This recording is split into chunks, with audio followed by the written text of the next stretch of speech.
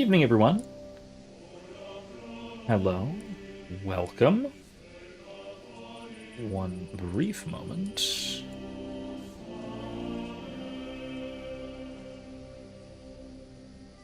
Okay. Uh-oh.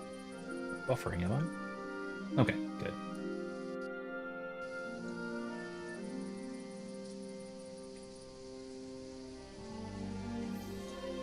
Hold on just a moment. About to get started. Anyway, hi everyone, I'm Professor McCoy. Welcome. Welcome back to Kingdom Come Deliverance II.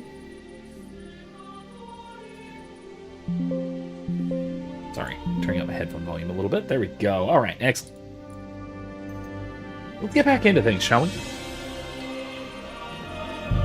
Oh, I love the title music for this one. So the first game had great music, great title music. This is better. I gotta say, it's one of the things that they managed to improve on what was already really, really good. On which note, I've been thinking a lot about the combat changes, and I think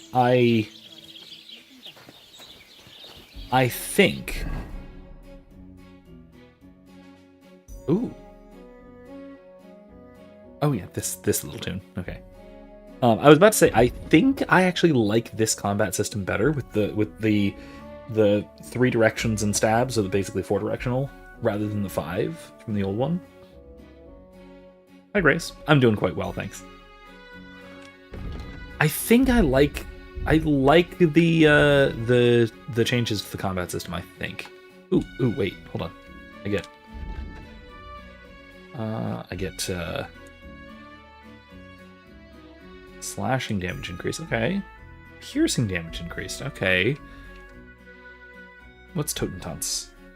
Perfect dodge. I never perfect dodge. I'm gonna go with fall damage. It happens not very often, but it does happen. And when I take fall damage, it's brutal. Oh, hey, I maxed out survival at some point while I was off stream. Yeah, I'll take both of these. Oh wait, hold on. Warfare. Let's do this one. You're Teutonicus. Yeah. These two are not mutually exclusive, but they have contradictory effects. I'm always wearing a helmet. I say I'm always wearing a helmet, then look at Henry's dressed. But he's almost always wearing a helmet, so let's go for it. Ah, better than the last few weeks. Well, that's good.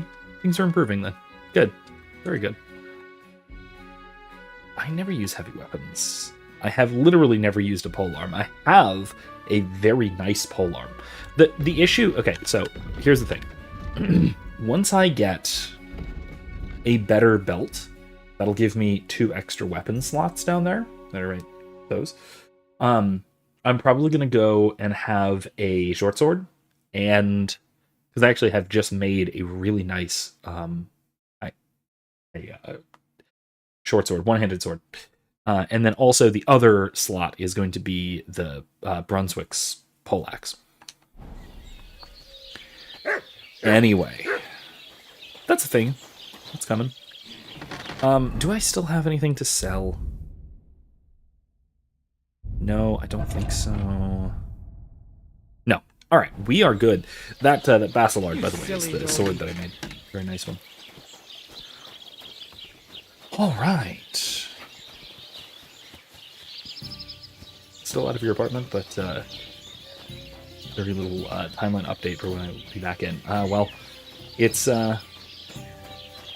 But, I mean, hey, things are... If you're adjusting well and things are doing all right, then... I mean, what can you ask for aside from improvement, right? There we go. All right, let's go. Now I held off on doing a couple of things until you guys were with me, and that was going to be reading a couple of books I got off stream. So if you remember last time, we found these these decrees and chronicles and things about the Knights of the Cross, which is that Waffenfrock that Henry's wearing. And that is the secret organization, not secret, but what's his name? The hermit was secretly a member of this sort of, this knightly order. Excuse me. Let me sip coffee. Ambrose, that's his name. There we go. But I also picked up a couple of things. So I wanted to look at these and see what we got. Ordinarium. The prayer breviary serves every good person for prayer, spiritual salvation, simple meditation, and as calendar for the liturgical year. It is therefore divided in several parts, which must be clearly stated and described here.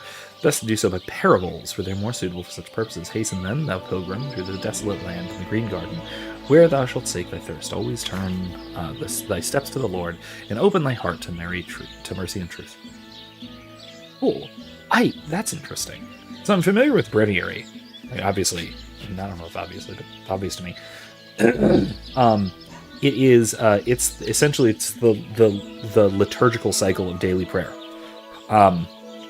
It's where we get the liturgy of the hours. It's where we get the cycles of the Psalms and things like this.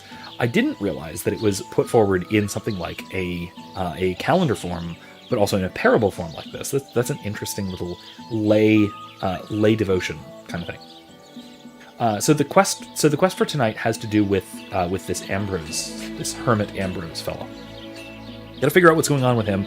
Got to figure out what inquisitors may or may not be doing in the province.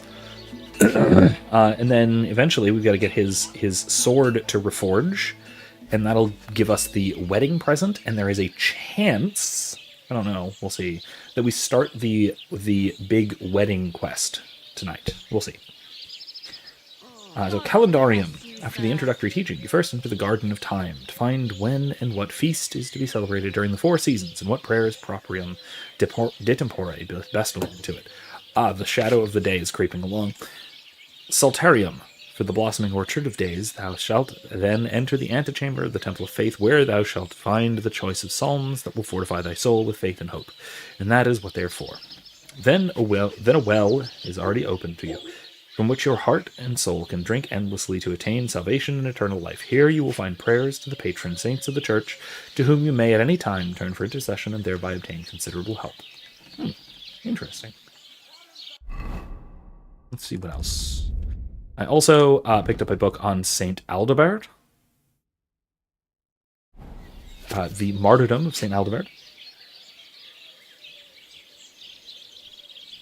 Oh, yeah. Oh, that's actually really cool. So, more so in the first game. In the second game, Henry is already considered to be literate, but you start the first game not knowing how to read. And so the books, how legible they are, depends on your reading skill. So if you have, and this is the thing that you can look back at the previous game streams, they're all linked below, the playlist is linked below, where early on in the game, it's all just jumbled letters. And then gradually you get more and more words starting to pop up, and some words are mixed up, some letters are changed, so you can kind of make it out. It really, I imagine at least, it's what, it really encapsulates or embodies the experience of what it would be like to learn to read as an adult, which is an experience that most people don't get today. But yeah, it's neat. On the death of Bishop Dietmar, the first bishop of the Kingdom of Bohemia, Wojtek, known as Aldebert, of the Slavnik clan, took his place. It transpired in the year 982, so quite some time ago at this point. That's like over 400 years ago. Recalling to mind the words of his predecessor that amongst the common people many indulgences had spread, that polygamy amongst the nobility and blood feuds amongst the people did flourish. No soul did honor neither the Sabbath nor holy days, and in their place they held markets, that Christians were sold into slavery, that in countryside pagan customs did flourish. He resolved to devote his life to fighting against such iniquity. For 5 years did he endeavor to eradicate these iniquities, but he failed. And disgusted, he traveled to Rome to beg the Holy Father for counsel. And he said unto him, My son, if you are incapable of leading your people, then withdraw, and at least try to save yourself. And he wanted to journey to Jerusalem, but it was impossible to pass himself off as a common pilgrim, for his bishop's vestments would give him away, but cast them aside he could not. And he gave his possessions to the poor, and did cast aside his vestments, and he secluded himself in a Benedictine monastery for several years. But here as well he did see how morality had been degraded, and how the monks lived a nearly earthly life, and in disgust he departed and returned to pastoring and the crozier.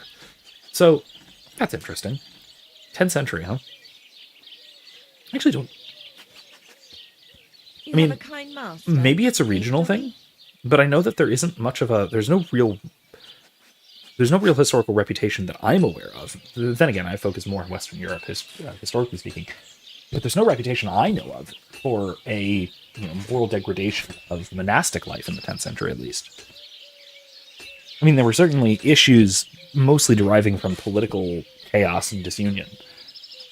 But I feel like that more affected the laity. Interesting. Directed by at least these things, he founded Brevnov Monastery, as well as several others. Okay, you're okay. Invited monks of great morals to them to live and devote themselves to God according to the strictest monastic laws. In the year of our Lord 995, a horrible catastrophe struck his family.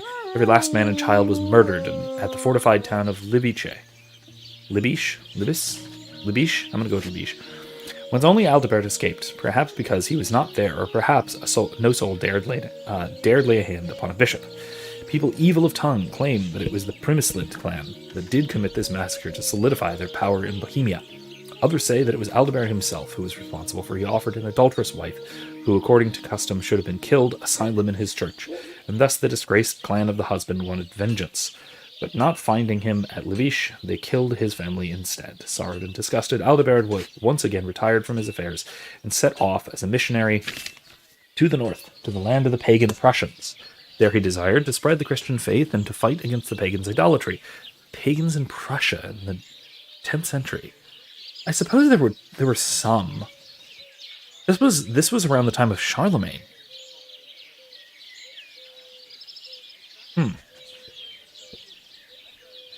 Yeah, this is like the time of Charlemagne, roughly speaking. It was post-Charlemagne, if I'm not mistaken. So it's odd that there were that many pagans in Prussia. I mean, I suppose that there were still plenty, I'm sure. Even though I guess I would think that at least the ruling classes were primarily Christian by then. Anyway. Seeing such idolatry, he destroyed their idols and chopped down their sacred grove, for they did bow before trees and considered them to be holy. When the pagans saw this, they killed Aldebert, and their trees did drink his blood, and his body they left there. It was only that Boleslaus, the brave, who had the holy remains of this martyr taken to Prague.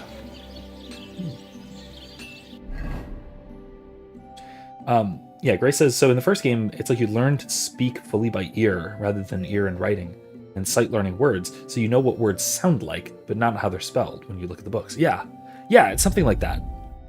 Honestly, it's a fascinating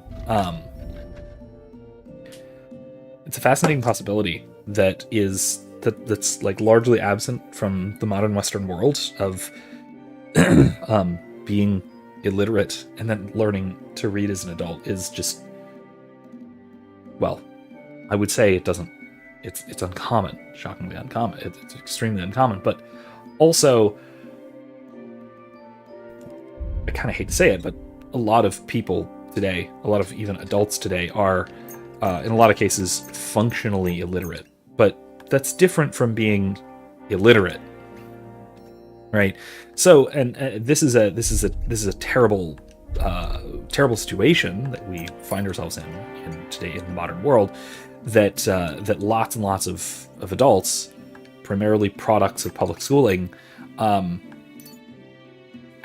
have they're basically incapable of reading books, like whole books. Like you can't read a book, like and this is the case even for like college students. In some cases, my college students, they either cannot or at least have significant trouble reading books. part of it's an attention span thing, but part of it is also just a difficulty with parsing, with parsing the words with ease, such that it makes reading a pleasurable experience, which is what, people above a certain age, me, can do, right? If you can just casually read and not have to think about the words you're reading, then great. That's wonderful. You're literate. But there is this tendency that I've read a good bit about that matches with my experience of younger people today, so like Zoomers, give or take, that because of how especially public schooling had shifted from a phonics model to a, what's the other one? There's another term for it. It's basically a word recognition model. Like a keyword recognition model of reading. It makes the process of reading far more arduous and so less pleasant. And so kids these days can't read. And it's not like they can't, it's not like, if I point to this word, they won't be able to figure out what that says, because that's ridiculous. No, there's almost no one who, in the US at least, in like the modern Western world, who can't read these words in particular. But to pick up like a book and open it and read it casually, pleasantly, is kind of an alien experience. And it's not, again, I don't think it's just due to technology, because they have the same problem reading on a screen.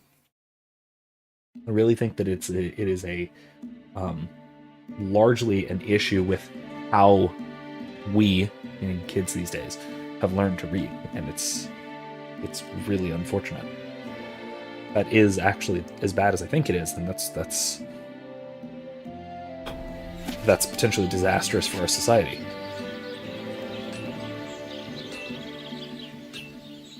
Ray says, I did public schooling, but I was reading complex chapter books early, complex general text early. But by university, I spent so much time reading with a brain wired for auditory memory. Oh, sorry, I should just wait for you to finish. Let me put it this way. I actually don't know how old you are exactly, but my experience is speaking more to the 18 to 22, maybe 24 ish, at least 10 years younger than me. Early 20s at the oldest. I would say if you graduated high school by the early onesies, maybe 2013 or 14, you might have been okay. Then again, also, a lot of this depends on home environment as well. Because I learned to read before I got to school. So, I learned to read when I was still doing preschool. Yeah, okay, so you're 27, almost 28. So you're closer to millennial. Well, here's, by the way, I've said this before, both on stream, on Discord, on social media, everywhere, but my line between millennial, my delineation of millennial, I would count you as part of the millennial generation, if you were basically if your earliest memories, particularly earliest cinematic memories, are between The Little Mermaid and Shrek. So if for example, the first movie you saw in theaters was between The Little Mermaid and Shrek, in other words, if you were growing up as a little kid during the Disney Renaissance, before it was over and Shrek marks the end. I know it's not part of the Disney Renaissance, but it is, in fact, it marks the satirical inversion of the Disney Renaissance, let's say. Then there you go. Then you're a millennial. Or, alternatively, if you want me to be a little bit more serious for some reason, if you're too young to remember Gulf War I, and old enough to remember Gulf War II, there you go. There's the alternative. All right, prayer to Saint Wenceslas. Saint Wenceslas, ruler of Bohemia, our prince, intercede with us before God. The Holy Spirit, Kyrie eleison, Heavenly the beautiful kingdom, blessed is he who cometh there, life eternal, fire bright, of the Holy Spirit, Kyrie eleison. We ask you for your help, have mercy upon us, console the sad, drive away all evil, St. Wenceslas, Kyrie eleison. Lord, have mercy upon us, Jesus Christ, have mercy on us. Savior of the whole world, and have mercy on us, and hear, O Lord, our voices. Lord, give us all life and peace in our land, Kyrie eleison. Amen. Okay, graduated in high school 2016. Oh my gosh, I'm so old. Okay, yeah, that seems really recent. Also from Canada, cool. School might have had different outcomes. That is true. That is true. Shrek was your first theatrical film, so there you go. You're at the very, very, very tail end of what I would consider millennial. That is how I would. That's how I would divide it. Now that said, Shrek shouldn't be anyone's first film. I think that is a horrific travesty. That is that's kind of horrible, frankly. But what are you gonna do? Quick. Now, by the way, the reason I think that's horrible is not because I think that Shrek is too, too sophisticated or too crude for children or whatever. It's none of that. The reason I think that no one's first film should be Shrek is the same reason that The Last Jedi should be no one's first Star Wars film, and Nietzsche should be no one's first philosopher. Like, no, absolutely not, because all of those things are intentional subversions of their genres. And you need to understand a subversion well. You need to understand what it's subverting. You need to have a good idea of what it's subverting before you can really appreciate the subversion or even the inversion or whatever. Right? Before you can appreciate the satire, in other words. Evening, Imzeb. How you doing? But yeah, I think that Shrek should absolutely not be your first fairy tale. If it is, I think you're missing something really, really fundamental. I will even say you're missing something really fundamental about Shrek. I don't think you're gonna get a. You're gonna get it. You're gonna get it.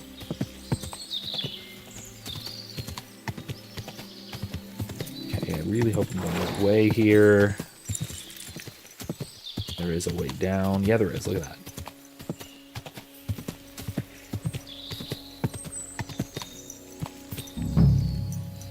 You were born in 1997. You're a Zillennial. Okay, so I was just going over this. I think that partially it'll depend on. I need to explore Apollonia first. So let's do that first, shall we? I think it also depends on your early childhood experiences more than your numerical age. So my question, of course, is. My delineation of millennial is your first cinematic experience was somewhere in between The Little Mermaid and Shrek. You grew up and had a childhood during the Disney Renaissance. That is where I place the millennial generation. So, yeah, Impsip. I don't know if that qualifies for you, but there you go. That's my delineation. Skull says, we're talking about Shrek again? I blame Disney and underfamiliarity with the original tales, too many remakes and retellings. I don't think there's anything wrong with Shrek at all. Not in the least. I think it's brilliant. I think it's a cinematic masterpiece, frankly. But it shouldn't be anyone's first fairy tale, because in order to understand that brilliance, I think that you need to have a good grasp on what it's satirizing before you can understand the satire. Look at Dead Guy. Apollonia Skeleton Key. Skeleton Key, huh? Skeleton Key? I see what you did there. Anyway.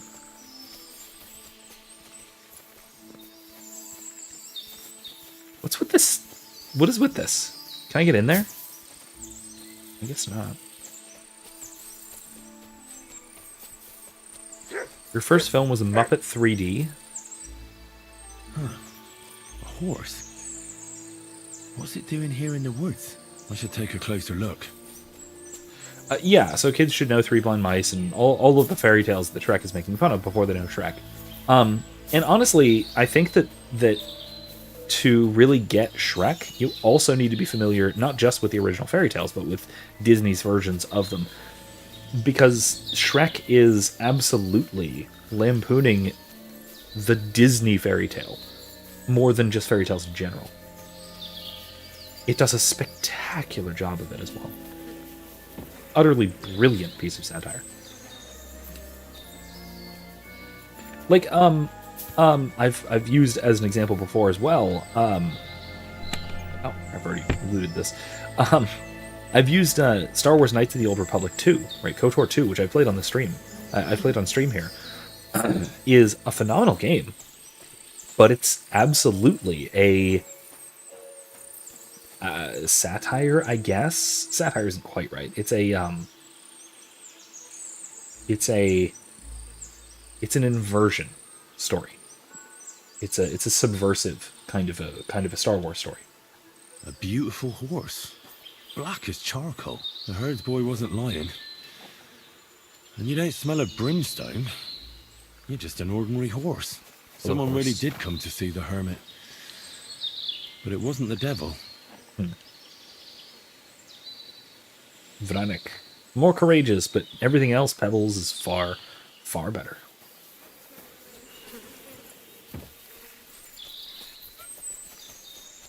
Hey, what? Did I just hear somebody?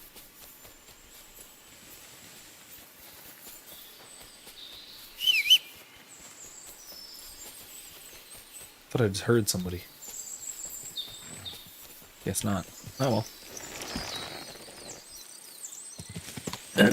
Can saints tug at us to do things? Not of their own power, but perhaps by God's permission.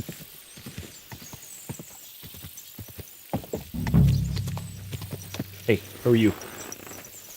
Hey, dude. Hey. Okay, never mind.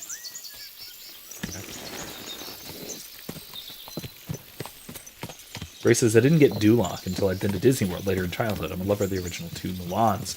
As badly done as the second one was. I think, yeah, that's fair.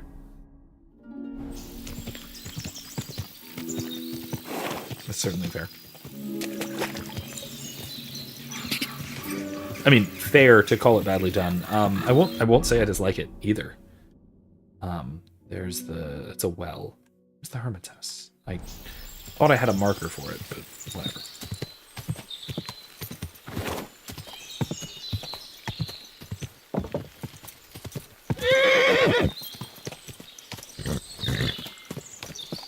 Yeah, I mean, I too had all of the Disney movies on VHS and watched them obsessively, so.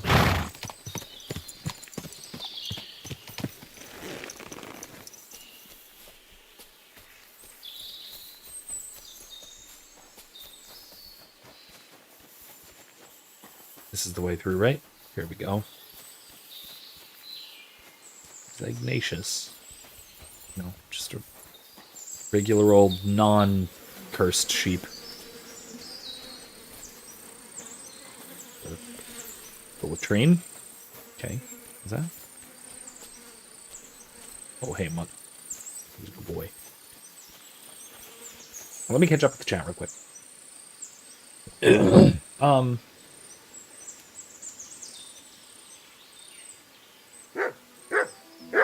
Imsim says, I have this impression, as the Mormons would call it, feel like St. Kateri Tekakwitha, that's it, wants an order of nuns in her name. She tried to buy the French missionaries. Wouldn't allow it for one reason or another. Despite her finding other native women who are willing, but she did take vows of virginity, who died at the age of 24. Interesting. Yeah, again, I don't know much about St. Kateri's life. It would be interesting to well, first of all, let me put it this way. I think I can say with reasonable certainty that it isn't your place as a man or or especially as a layman to start an order of nuns. That said, it may be your place to encourage such thing. It might be. I wouldn't move on out.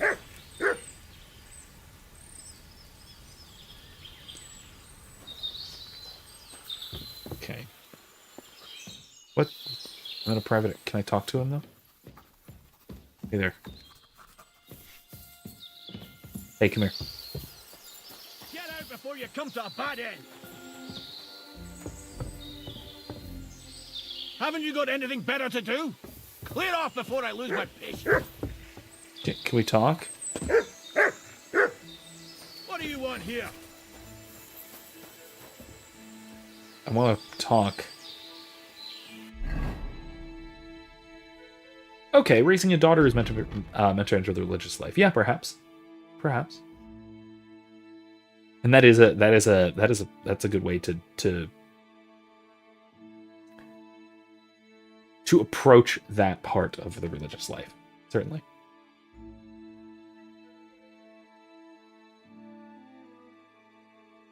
Ray says, I think my favorite piece of Disney music is the Bulgarian women's choir version of Transformation from Brother Bear. They actually sang in the localized indigenous dialect of the people depicted in the movie. Oh, that's very cool. Interesting.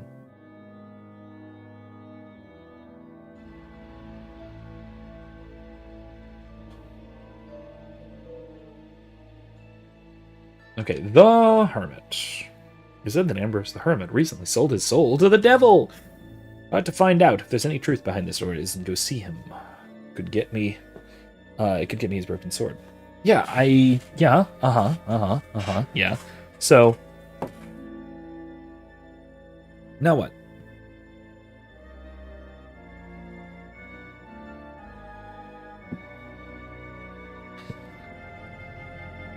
The Black Rider is hiding somewhere nearby. Or someone killed him as kept his horse.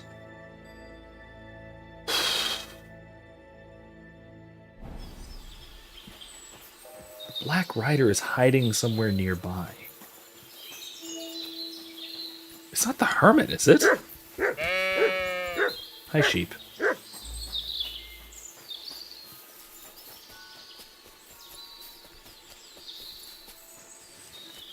Oh, that's Pebbles.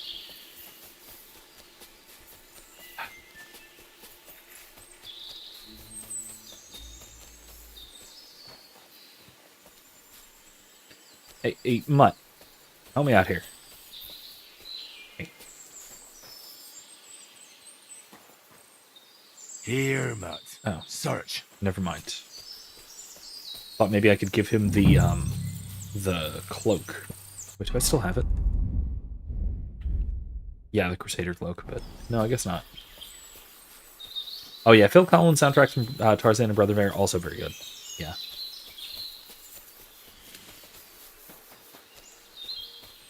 I do think that both of those were kind of exiting. They were on their way out of the Disney Renaissance, primarily because of the lack of diegetic music. Most of what would be, I guess, more properly the Disney Renaissance films were musicals, were very much animated musicals, and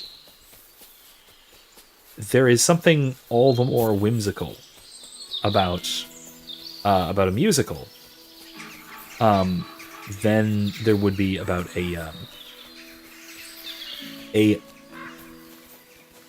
non-musical movie, despite it having an excellent soundtrack like that.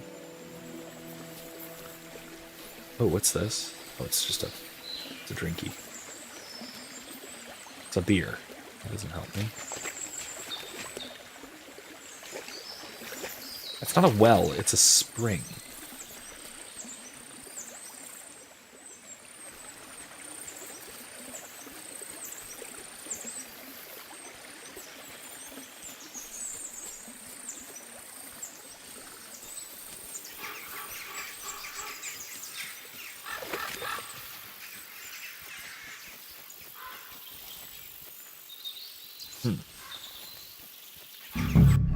There is, of course, the option of just kind of breaking into his house and taking the sword.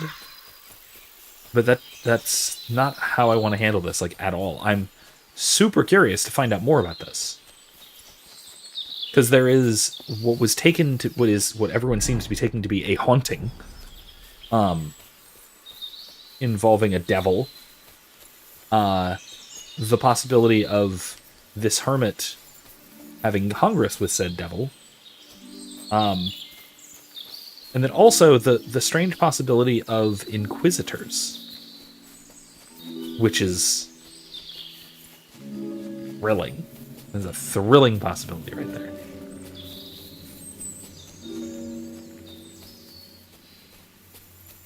I have to find them, however. Find where this Black Rider is hiding.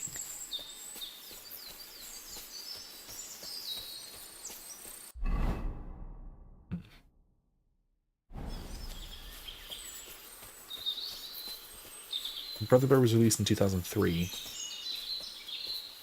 You were 6th. Okay, fully obsessed with Kim Possible. Okay, that's again very Disney.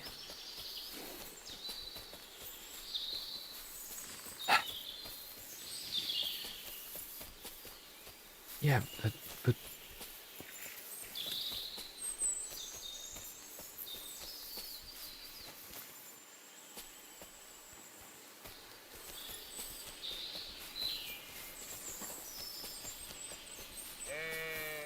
no, yeah, this game is a lot hillier and rockier and whatnot than than the environment of the previous game.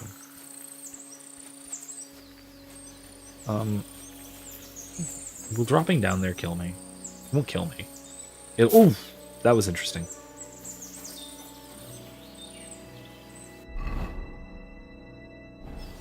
That little spring is right down there.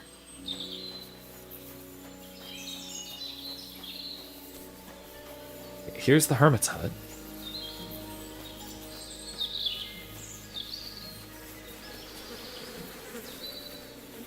There's his latrine.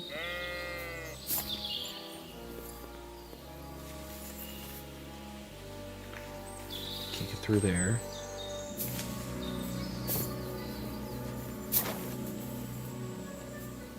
I want to check out what's over there. See what I'm talking about? Right there, that looks suspicious and potentially interesting. Can I hop?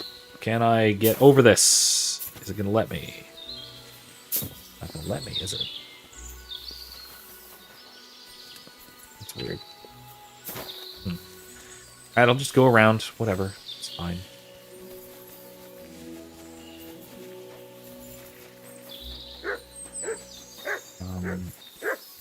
Won't let me drop down either.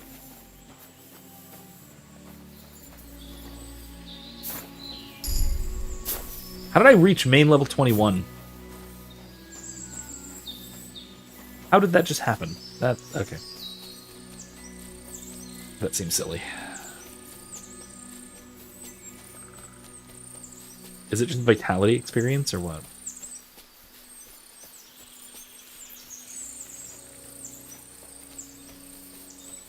Do I have to search at night?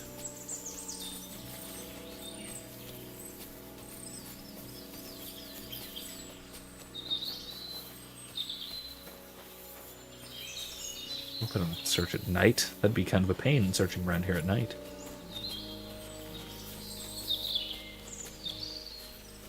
Okay.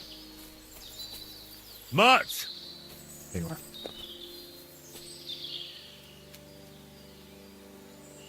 Run.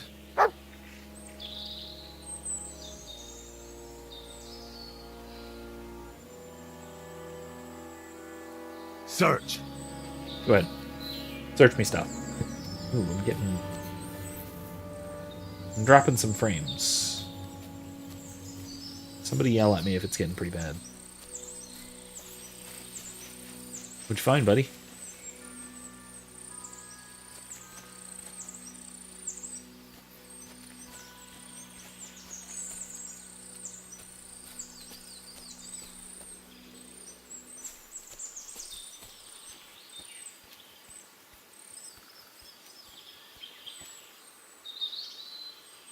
Ooh, hello. What's that? What's that? Thanks, Mutt. Huh. I don't think that's what I was looking for, but I'll go and find it nonetheless.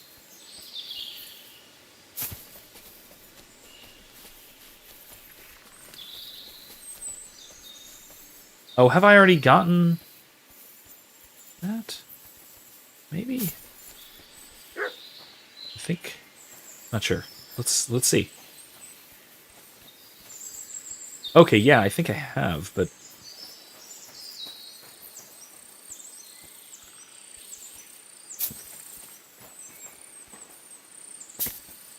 eh.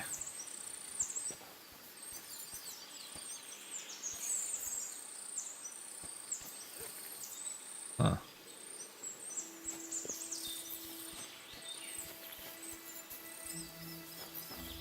What's this? Okay, yeah, I must have already searched this, but I wonder if this little mini camp has anything to do with these inquisitors I'm looking for. Huh. Interesting. No.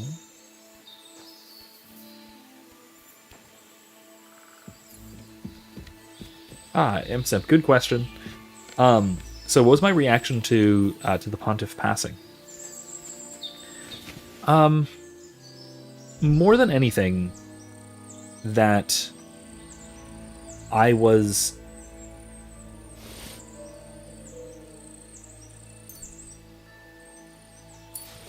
It sounds odd to say, but I was happy to hear that he had passed after being able to celebrate his last Easter.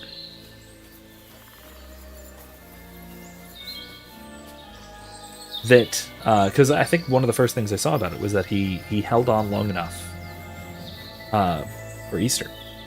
He held on to see the Lord's resurrection, to celebrate the Lord's resurrection one more time. And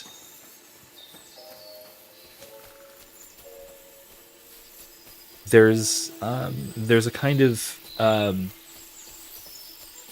beautiful peacefulness to that, and also, I mean, I guess you find this a lot, and maybe this speaks to something about the human spirit, that you'll often find people are able to hold on like that and to die at an appropriate time once something of sufficient importance has passed, you know? And only once that, whatever it is, of sufficient importance has passed.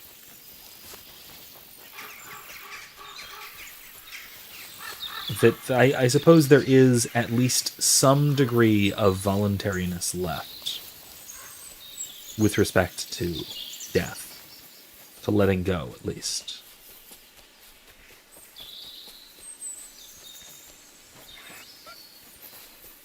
Oh, don't, oh my god. Okay, so...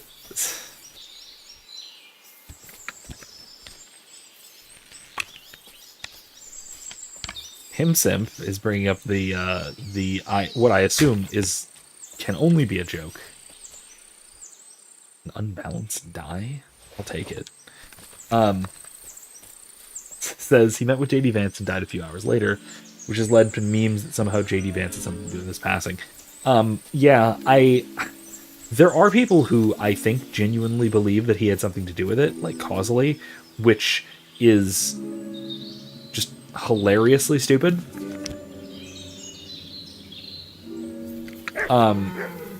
I will admit there are some funny memes, because there are always funny memes when JD Vance is involved.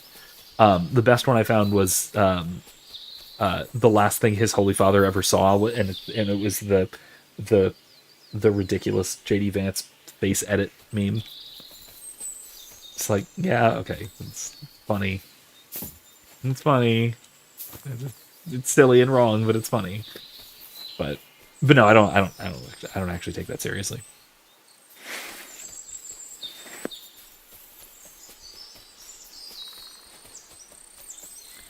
Okay, I'm not getting this.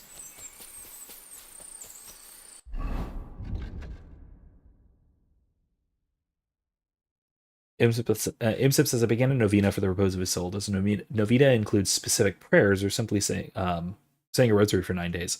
Saying a rosary for a specific intention, usually for a specific intention that's laid out rather formally. It doesn't have to be. Grace says, I saw a video actually joking over it, calling JD Vance an energy vampire that killed the Pope. He does have some What We Do in the Shadows energy, doesn't he? He would fit in that show somehow. God.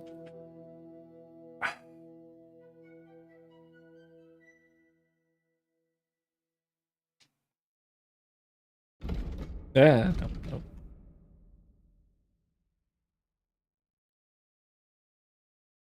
There's money and old documents in a hiding place beneath the roadside cross. New cloak of the order.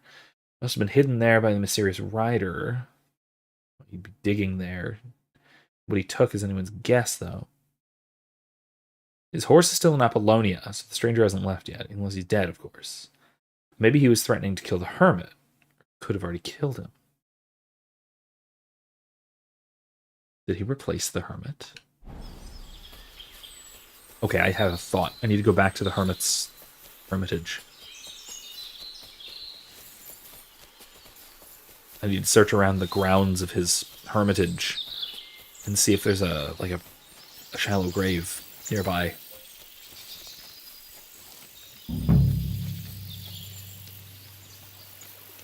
Imsim says, I was a little confused that JD didn't kiss his hand. He's a practicing Roman Catholic. I know he's the vice president, but shouldn't he kiss his hand?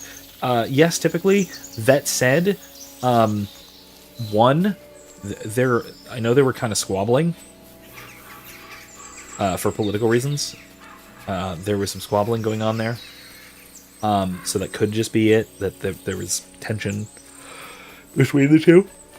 Oh, excuse me. That could be it. It also, though, could just be that I know that Pope Francis has never been comfortable with a lot of the formal trappings of office. And so it could just be that he doesn't really accept that sort of thing readily.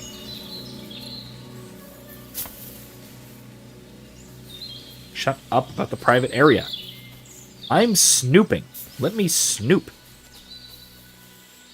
Gosh.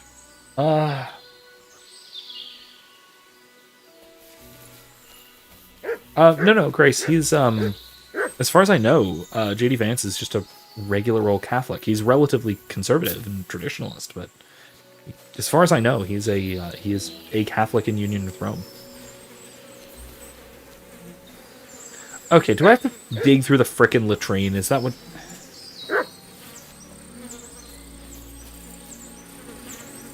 Broken barrel. What is going on? I don't understand.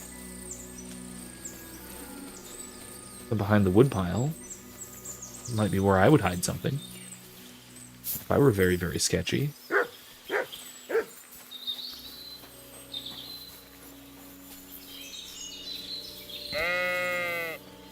Hello, sheep.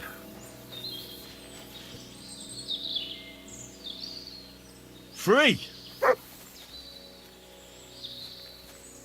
Crawl Radtrads in the Discord. Not of that. Not like that. What you pointing at, buddy? That's a wall. Thanks for the wall. I mean, look, worst case scenario, I can just walk in.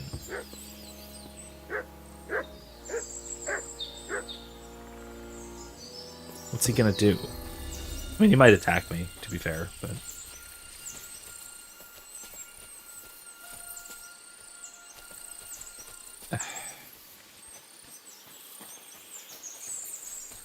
Like, I don't get it.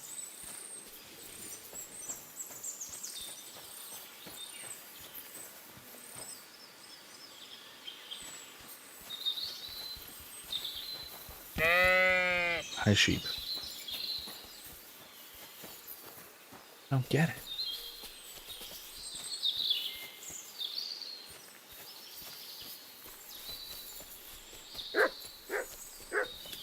Okay, so it's not that.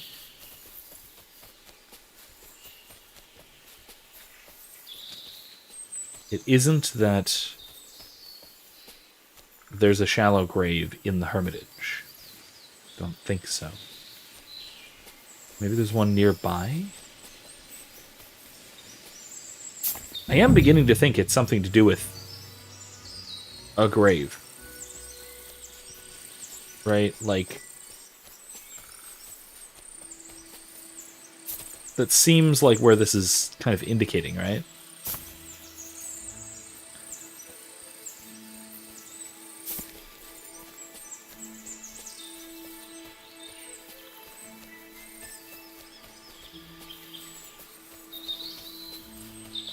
I mean, so the way I would delineate it is a rad trad is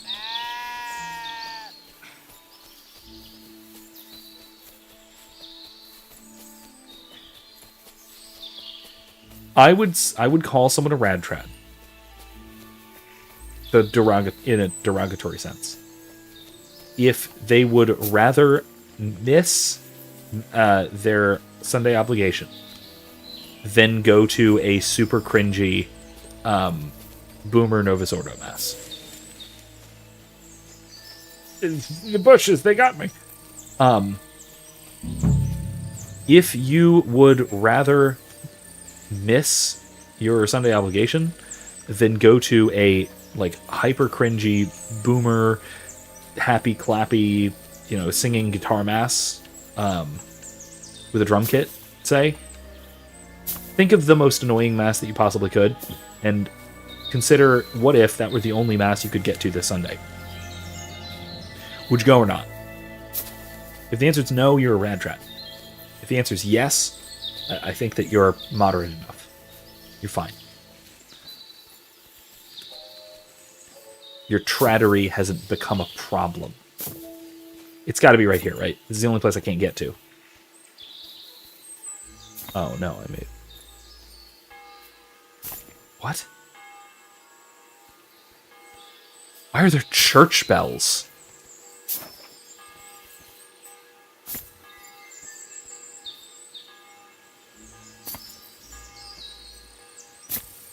What is happening?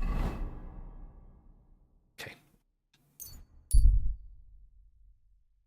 It's gonna take me all the way. Oh, God. Wolves. Avoid.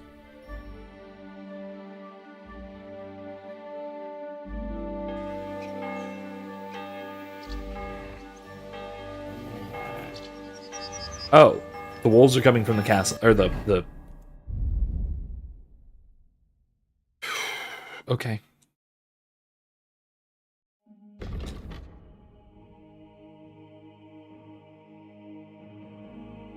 Alright, I need something to give me energy.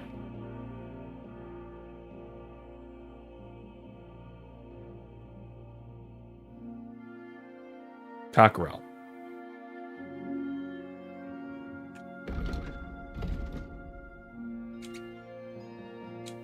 I have a weak cockerel?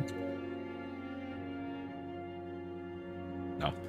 I don't have a regular one either. I'll take a strong cockerel.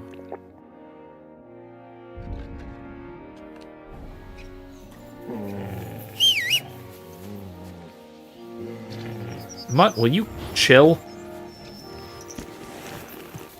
Let's go again. Let's try this again, shall we?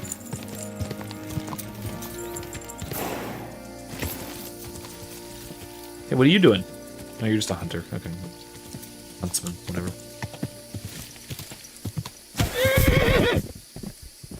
Oops. I wouldn't say it's people who don't follow Vatican II modernizations. I mean, maybe. but people who defy them specifically. I think that's more where the line is. Because plenty of people just like prefer the extraordinary form, the Latin Mass, if you rather, whatever you want to call it. In which case, okay, fine, cool. But so long as you acknowledge that it is in fact a preference and not an innate superiority, then I think you're fine. You're not a rad trap.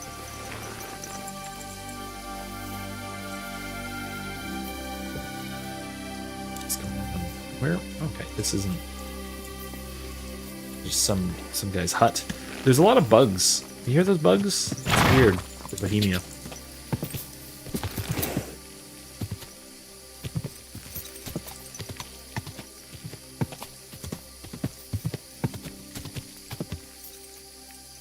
What's this?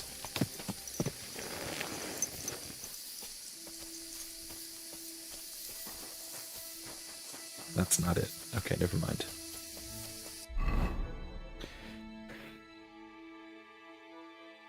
Gray says that's what I think the general delineation of trad and rad trad is, because I think because trad, think of my 87-year-old grandma, goes daily regardless of language, follows Vatican II rules, but rad trad doesn't and begs for Latin masses again.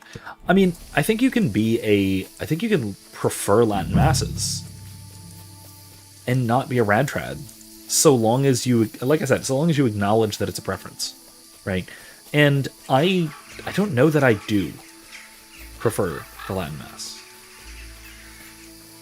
I don't know that I do. I certainly don't at my parish. So my parish, I've actually said this before, and it's perhaps strange, but my parish has a diocesan Latin Mass. We have a priest who celebrates in the extraordinary form, I think daily. I just don't go for a couple of reasons. One, small children. I have heard nonsense. I've heard absolutely nonsensical claims that kids will behave better at a Latin Mass than a Novus Ordo Mass. That's stupid. No, that's ridiculous. That is absolutely not true. Like, I'm sorry. Maybe your kids, but man, your kids are weird. No offense, but like, that's bizarre. No, my kids, they've been to Latin Mass once. They were not good. They were not good. They were not worse. They weren't like substantially worse, but very often they're not well behaved during Mass anyway. And the fact that they can't understand anything about what's going on certainly did not help matters. So there's one reason. The other reason, which I think I've mentioned before, is that the Latin Mass at our parish is a spoken low Mass rather than a chanted high Mass. And so in general, it is less beautiful and less reverent than the ordinary form Mass at the same parish. Right? Our parish has beautiful and an extremely reverent Novus Ordo or ordinary form or vernacular Mass, whatever you want to call it. And basically no complaints. So, there you go. So yeah, I'm certainly not a rat trad or all that traditionalist, I suppose, in my liturgical preferences. Now, don't get me wrong, I like Latin in the Mass. I certainly like things to be chanted, and I certainly like various aspects of the Mass being in Latin, but I don't insist upon it in any way. And I do think that is largely a matter of preference. Though I will say one slightly more objective part of it is that I think that one aspect of that does have to do with preference is that Satan doesn't like it. That Satan hates Latin, that he has a strong preference against Latin. And so, sure, yeah, having a preference for Latin is a good thing. But I don't think it's necessarily or objectively better.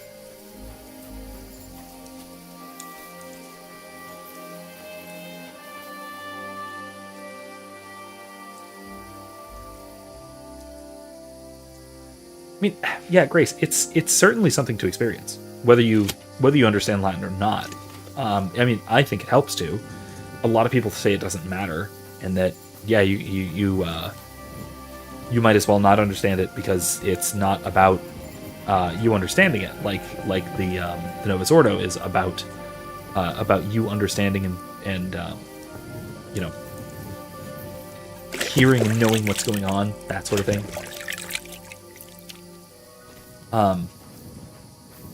Yes, Imsip, that's correct. There, if you can find it, feel free to link it. There is a website for finding your local Latin mass. But yeah, it's not exactly offered everywhere. Okay, I'm just gonna sneak around a little bit and see what I can find here.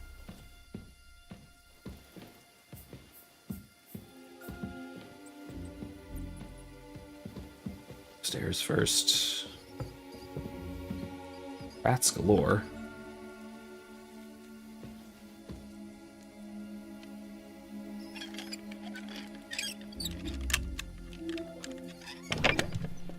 Ooh. Well, I'll take that.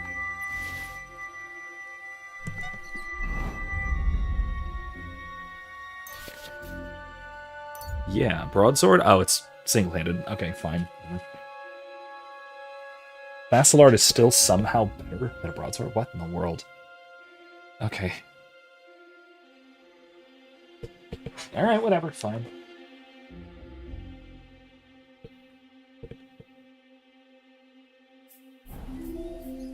I didn't actually need that.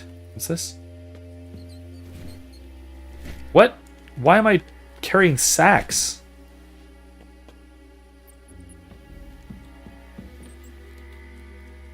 Sack of supply. What?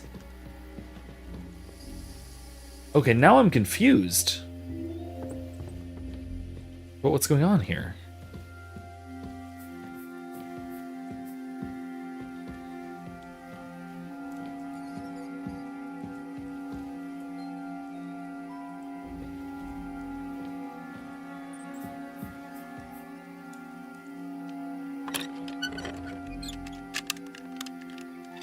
Yeah, Grace, as far as taking your grandma, I think that is... that's a very good idea. Rest of dress? What?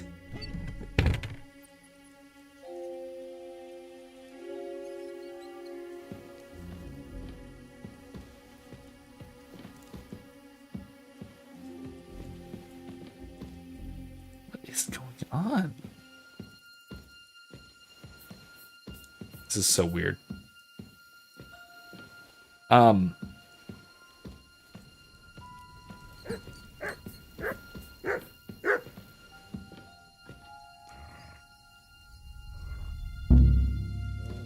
that was close.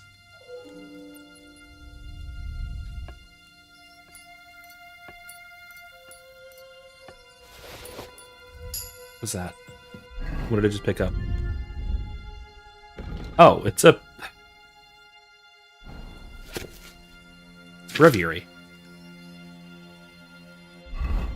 Okay, well, fine. I'm gonna go ahead and put it back.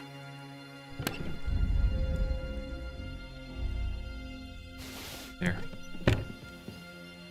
Oh, I didn't mean to steal that. Sorry, buddy. Okay,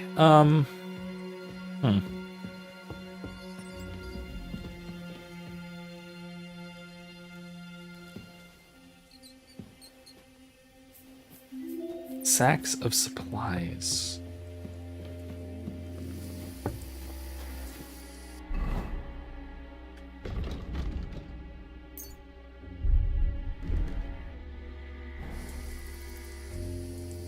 Weird. Weird, man. I don't get it.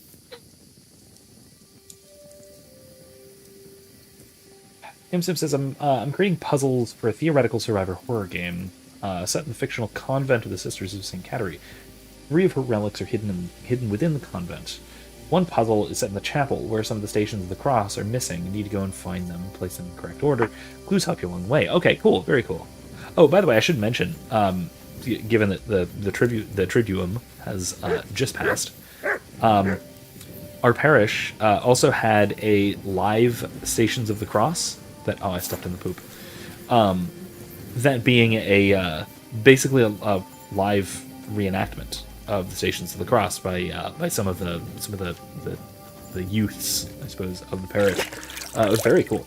It was very cool. The kids actually really liked it. We prayed through the Stations of the Cross. We got to watch the whole thing going on. It was very neat.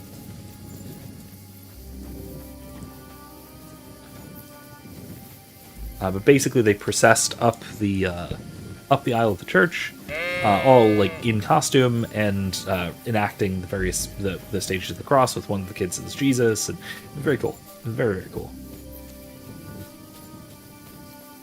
Yeah, Via Crucis. Yeah, it's actually really, really common in Latin America. Yeah, I know plenty of that. Oh yeah, your dad dressed as Roman soldier when you were very cool. Yeah, we had some of the kids as the Roman soldiers, some of the other kids as the weeping women. One is Simon the Cyrene, and there was and then I forget if somebody was Pilate. Yes, somebody was Pilate. That's right. Yeah, I was forgetting if they actually had somebody as Pilate or if it was just the voice of the narrator. But and it was also all narrated by the regular lectors. Oh, well, hello. Interesting. What is happening here? But yeah, it was all narrated by the regular lectors rather than like spoken by the kids doing it, which was pretty cool. And they basically just very briefly acted it out and then just held each scene as we prayed through the Stations of the Cross. What is? Hey, you. Now you're gonna die! Alert! Alert! Ah! Ah! Ah! Attack! Come and help us! I'll kill you. Alert! To arms! Don't fuck with us, you wretch!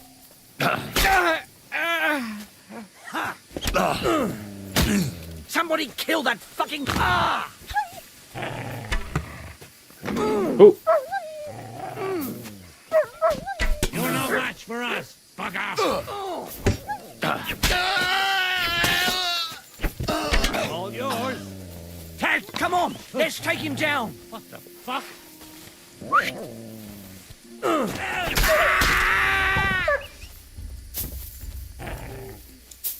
Kurva! With me!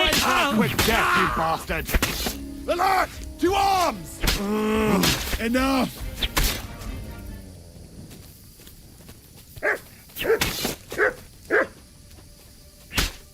Okay. Well, this is not at all what I was looking for, but it's what I found.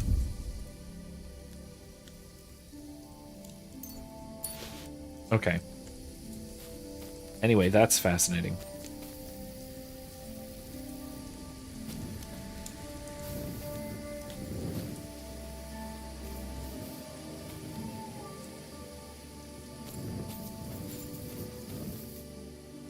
Bow, Wanderer's hat. I'll take your coin, I guess.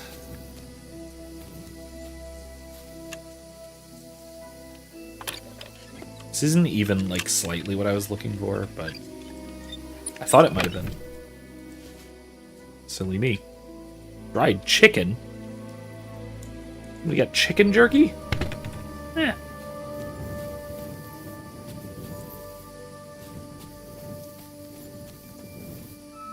Wash the blood.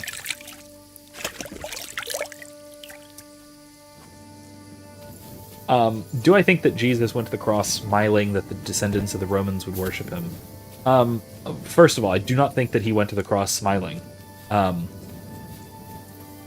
Because he was in a tremendous amount of pain the entire time at a purely human level. Because, you know, the whole crucifixion thing is absolutely and utterly horrific. So no, I don't think he went to the cross smiling. But I absolutely do think that he was pleased. Scattershot. I will take that.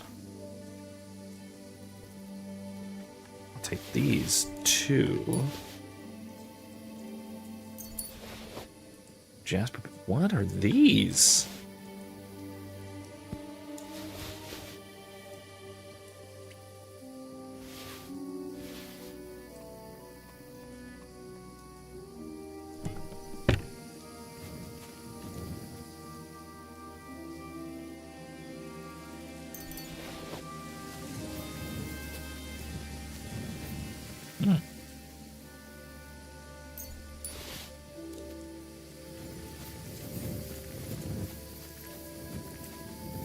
Well, this is not what I was planning for, but cool.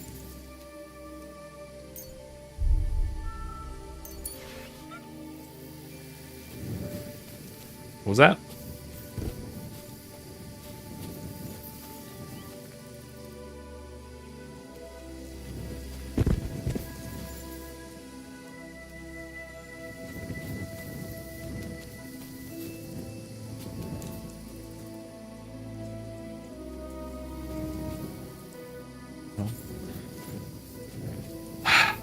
All right, well, whatever. That was a thing. That happened. Wait, let me steal some food. That said, I do think that Jesus was pleased at knowing that. Certainly. This food is awful. Excuse me, 5 nutrition. 5 nourishment. Or no, wait. Is it? No. Is it more than that? 4 to 93. Okay, no, it's 9. Still, though, that's not much.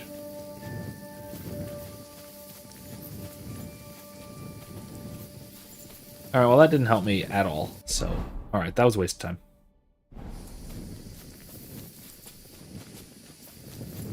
Wandered off too far. Oh. Oh, okay. Something of value here. I'll take it, I'll take it, I'll take it, I'll take it. That's a lot of groschen.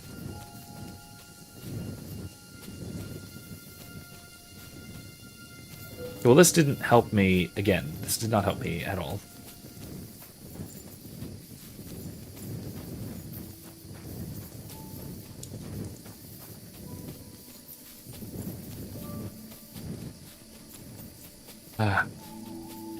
I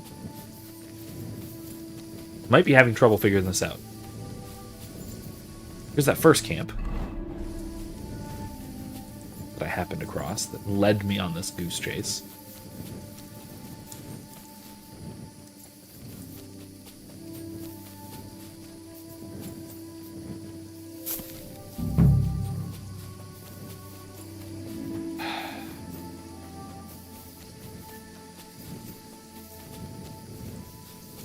Get it.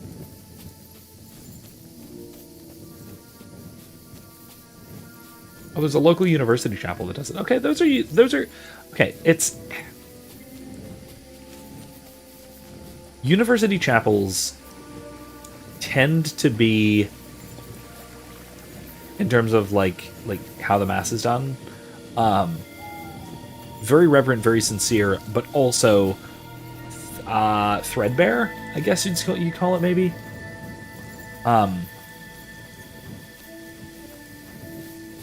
Minimalist, perhaps. Usually by necessity. What's up with this guy? Oh, shit. That's the bloke they call Lucky. Aw, man. Poor wretch. Bad luck has caught up with him. Yeah, he's got broken ankles.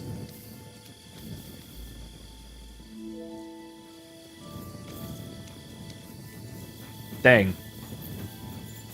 I liked Lucky. He was very unlucky, as you might think. Kept running into him, mostly off stream, but not entirely. him just kind of bumbling into terrible situations over and over and over and over and over and over and over again. I have no idea what I am supposed to do here.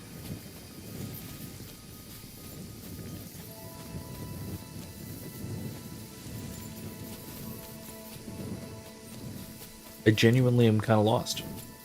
I might need to look this up, frankly. Unless anybody's got any thoughts. I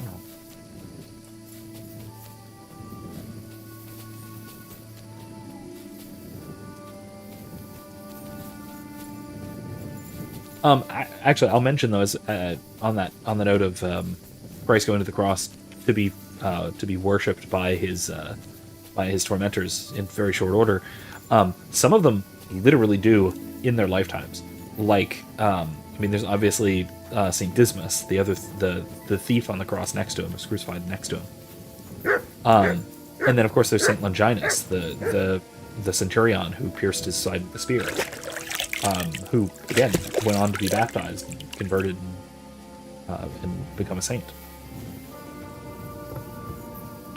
Hey, good morning. Come here. Can we have a talk? No.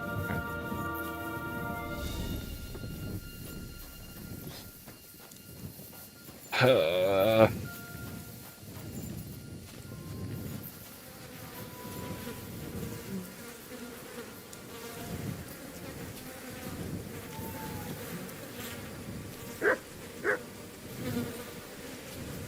It's just a trash pile.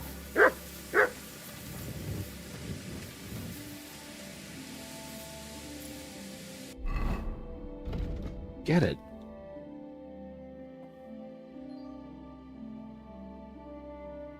Oh, Scald asks more about the Roman legionary who pierced Jesus' side. Yeah, his name was Saint Longinus. Or he came to be known as Saint Longinus. Longinus, I believe it just means spear or lance.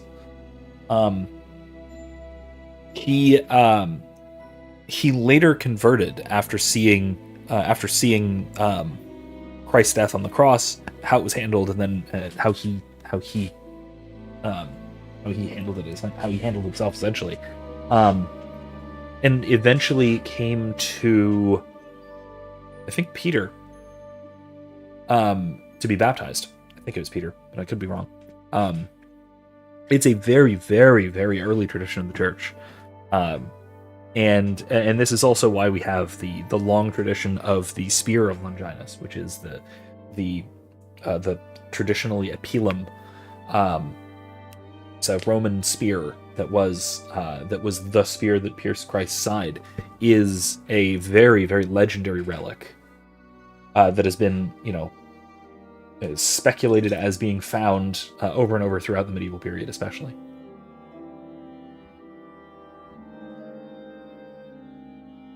In fact, Henry can find it in the first game, which kind of speaks to the spuriousness of some medieval relics, or at least of sort of medieval relic culture, if you will. Okay. Black horse and a saddle and an old sheep pen.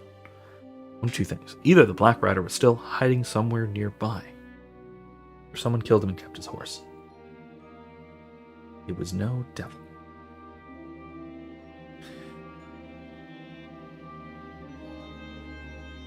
Yeah, so it's referred to as the Spear of Longinus, is the relic. And it was one of the more common things for people to have claimed to have found or found parts of. And perhaps even did find parts of, especially the earlier Middle Ages.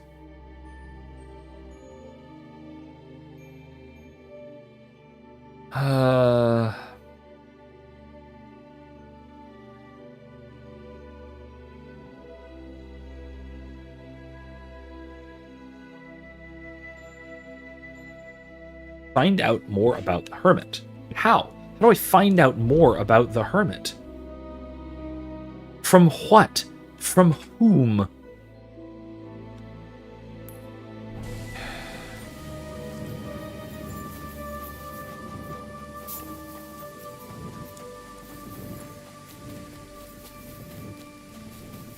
Let me go back to where the horse is.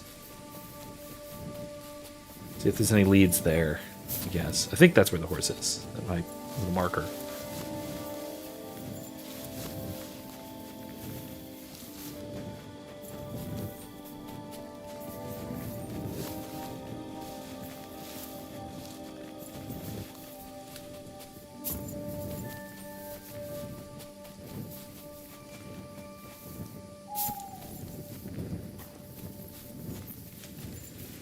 So yeah, there's the horse, but there's no light or anything. There's no campfires around here.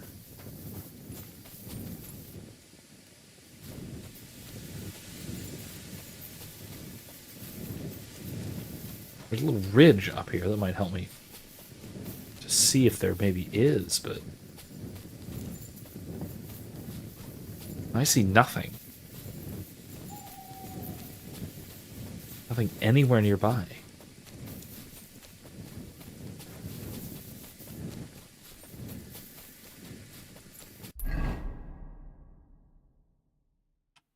Huh.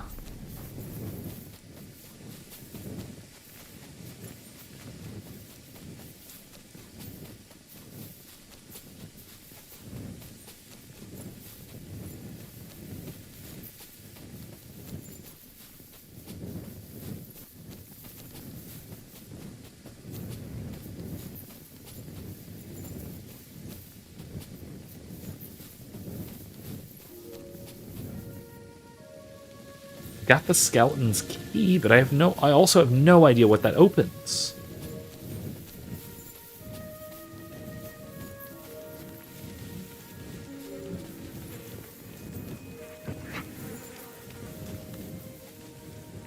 Vranik. Is there any connection to Vranik, the town, or the abandoned town with the bandits in it in the first game?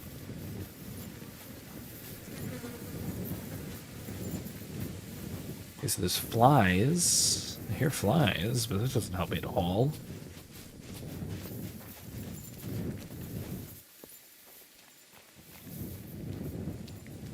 Okay, well, there's a chest. Cool, great. Yeah, maybe that key is for that or something. I don't know.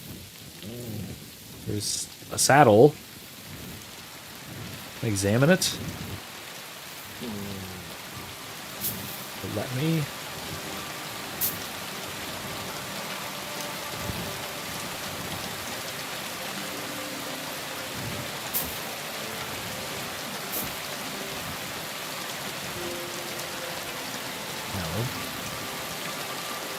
I don't understand. Great, now it's pouring. Don't worry, my torch isn't going to go out, though. That's good, I guess.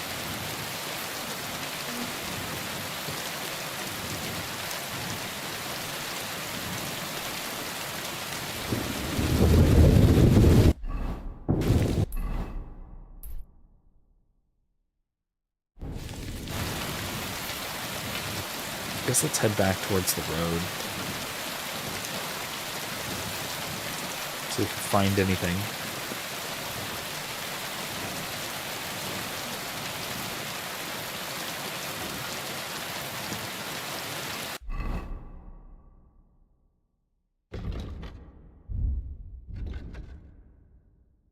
Oh, well that helps.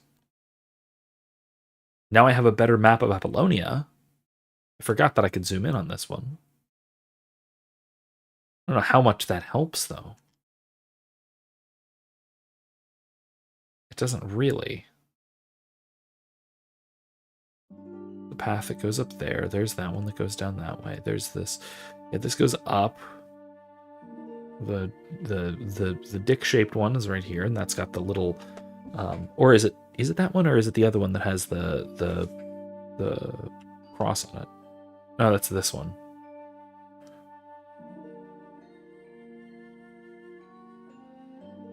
I don't get it.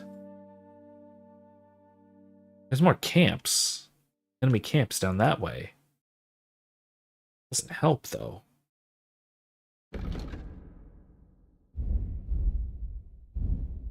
How is this a side quest? Okay. I partially give up. By partially give up, I mean I'm looking it up.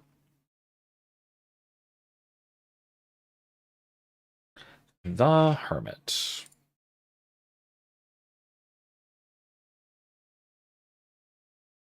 Okay, spoke to Gerda, spoke with the apparition, spoke to Stanislav, found the Hermit. Speak to the Hermit.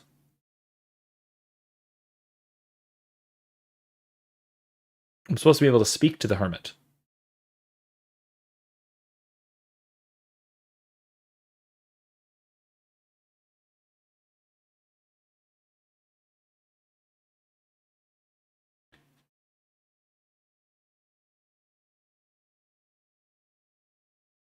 Huh. I need to... Wait.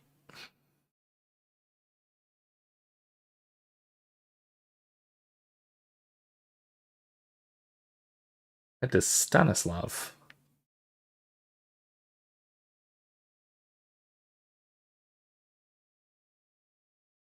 I already talked to Stanislav.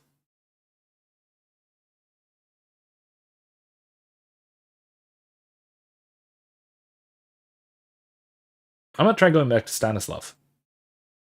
Maybe that'll help. I believe that Stanislav is... He's right near here, our quick travel point, if I remember correctly. Ah, getting hungry.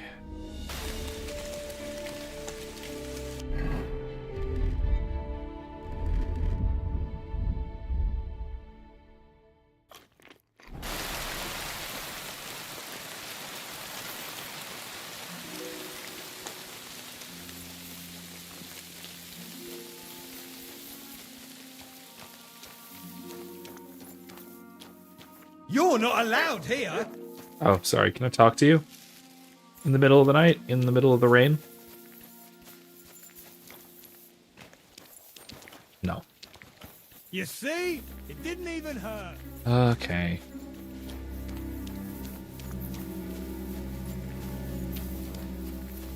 Gotta wait until morning, don't I?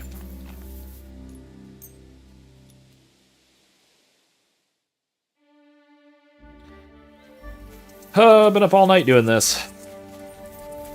My respect. Morning, Stanislav. Hey, can I... Wait. Stan, please. He needs a shower first, I guess. Or... You silly doggy.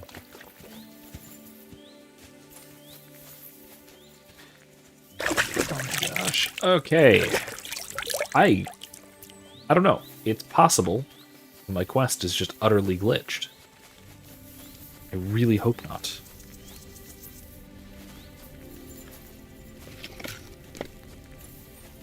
Okay. You good? Can we have a chat?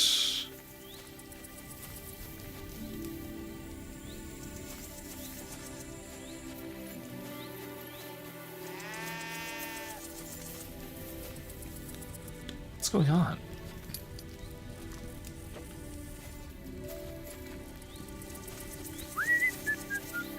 Okay. What is happening here?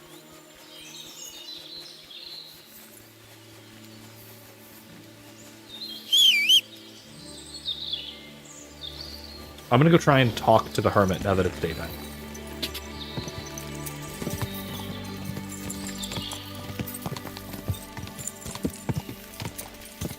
I'm gonna give it a try. Sorry, bud. Quick. Let's go try and talk to the hermit during the day. As the quest guide that I have found says that after I've done not even everything that I've done, like half of the things that I've done, I can just go talk to the hermit. God. I don't get it, but okay.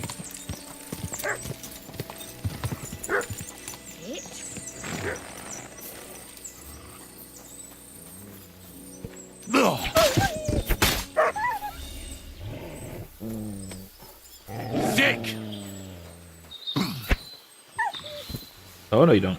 Stay away from the pretty lady.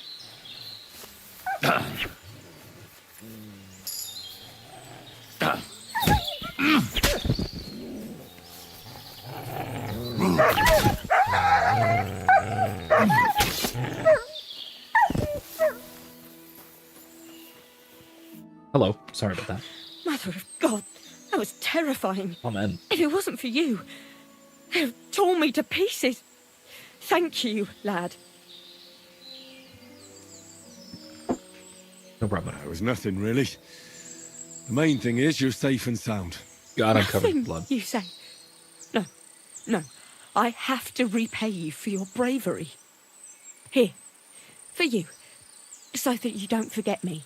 And thank you again. Well, might as well take the rears, since I'm already absolutely covered in blood.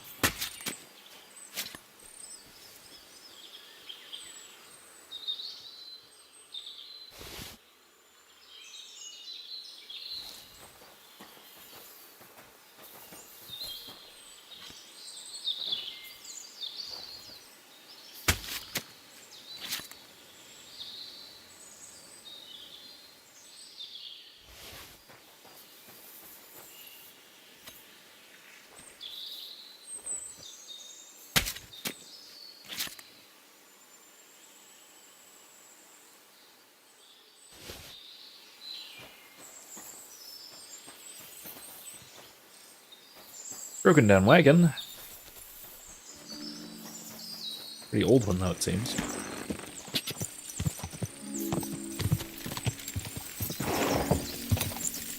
Shit.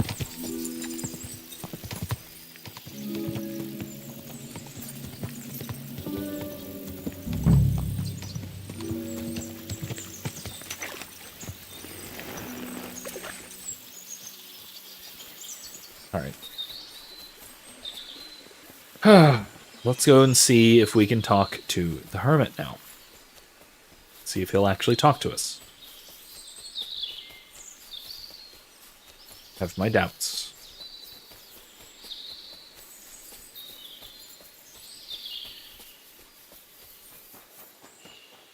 I really hope that my game isn't just glitched.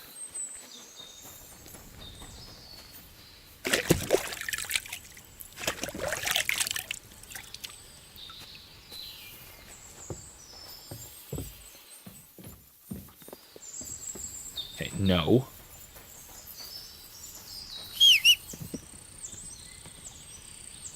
Pebbles?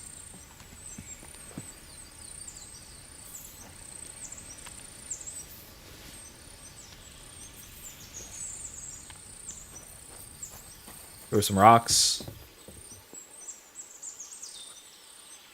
Hey. Hey. What do you want?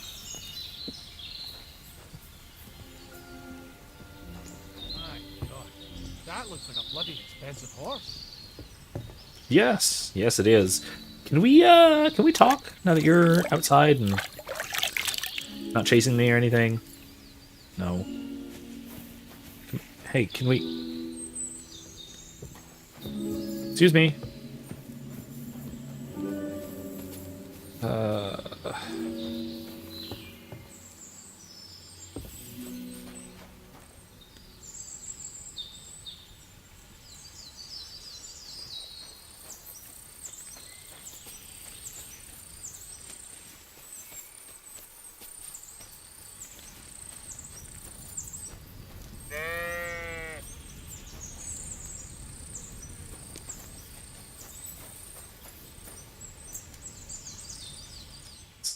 Wait here a couple hours. See if he comes out.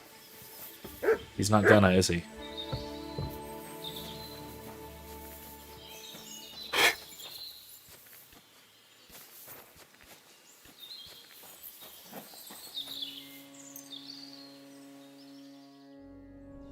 Kind master, huh? Much? Oh, here he is. Okay. Hey, could we chat? Please?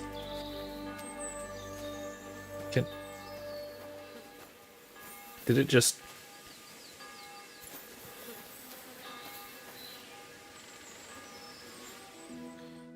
Silly doggy. Could we have a... Maybe if I...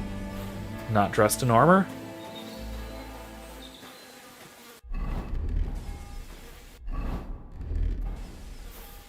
I don't get it.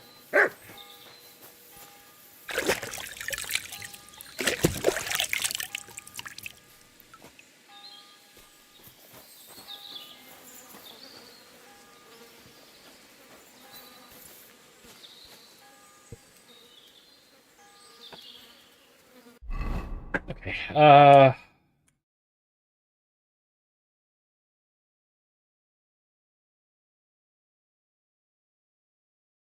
Let me look this up.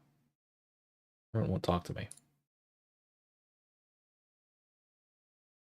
Like, because you haven't exhausted all the dialogue options with the innkeeper Betty. Huh. Okay. Optional objectives. Talking to Gerda. Find the black horse. Digging up the grave. At the cross. Oh yeah, the one over there. Yeah, okay.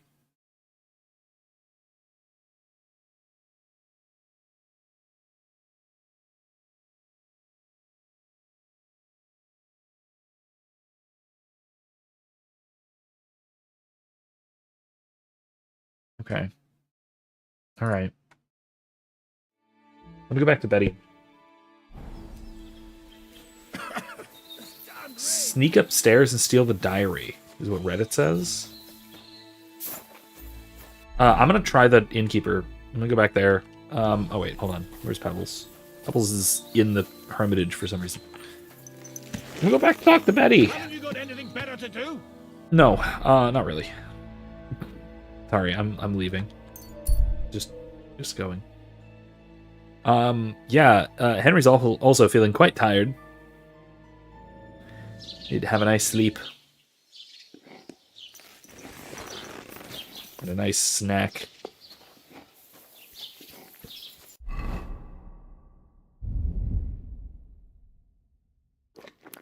Honey's such great food. Okay, let's talk to Betty. I mean, look, there's still an exclamation point by Betty. Welcome here, good So, sir. so maybe there's more. The Lord be with you. Okay, hermit. There's something else I need to... Who's this hermit? No Okay. one knows. He settled in the... And what has he got? Well, he was at death's door recently, and he's like a different man since then. Mark my words. Okay, and the devil sometimes. How do I get... You're asking... You go through Apollonia, along the path, and from there, you take the path uphill to the... What's the latest? Nothing more, and I hope it... God be with Okay, you, sir. did that do it? Maybe that did it. I don't know. I'm gonna sleep though. I'm gonna try that. I don't know.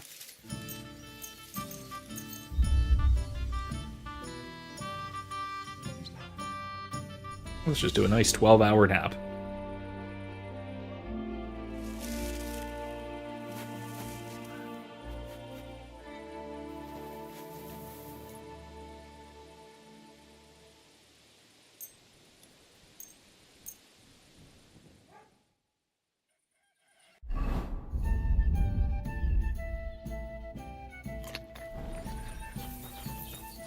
Okay.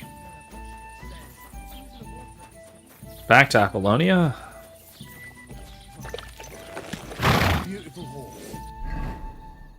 And to the Hermitage. Yeah, see, it didn't change anything. It still says find out more about the Hermit. I wonder if I can now talk to him. A monk. Let's talk to a monk. Why not? Henry! Hey! It's me! Hey? Bolek. Do I know you? Of course you do. Oh, it's Henry! the treasure My hunter friend! guy, isn't it? We meet again! This can't be a coincidence. Treasure hunter. Greetings, Bolek. How's your search for the Grail going? Did you pick up any clues at the monastery? Not much. I took your advice and tried to get in there as a novice. But it all fell apart. How so? It went well at first. I got hold of this habit and I completed the first task.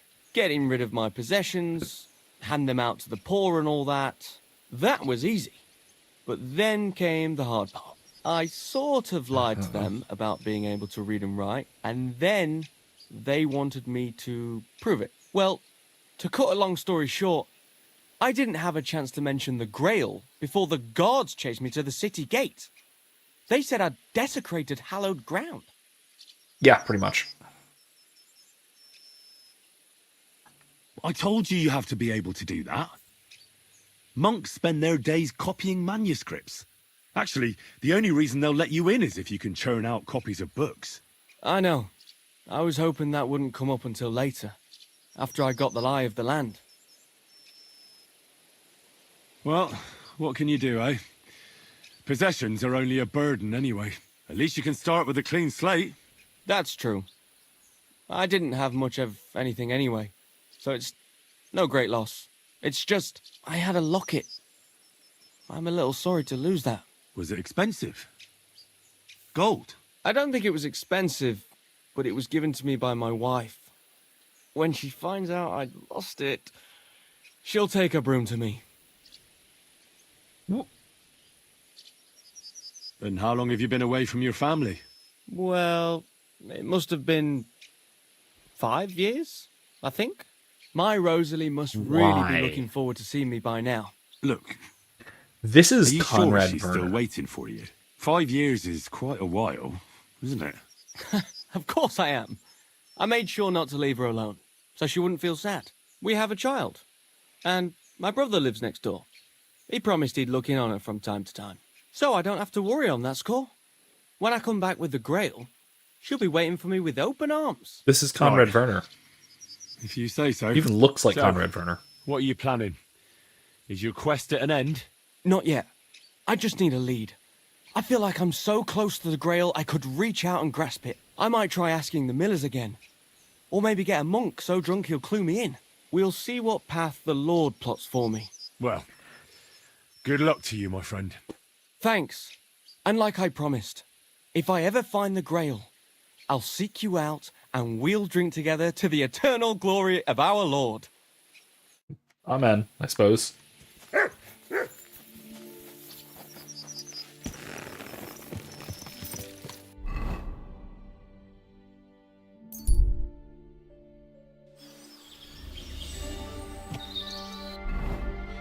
Should I just... No, I'm gonna go, Yeah, no, he's absolutely optimistic.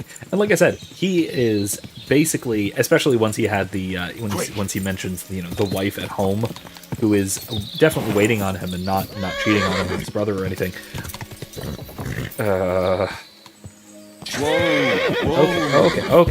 Okay. Hey. There now. Okay. Anyway, at that point, I was just like, oh, no, this is just Conrad Werner from Mass Effect. What's going on here? Hey, fellas. You're in for an ass kicking, you piece of shit!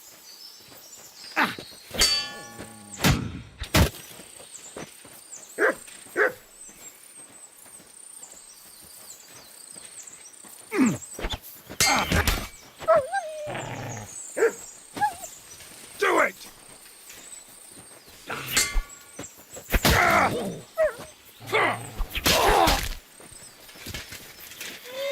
Fuck! Another one!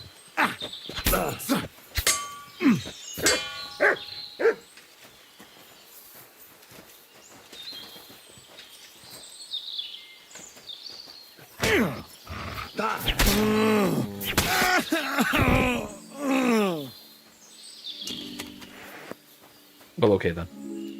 I'll take that.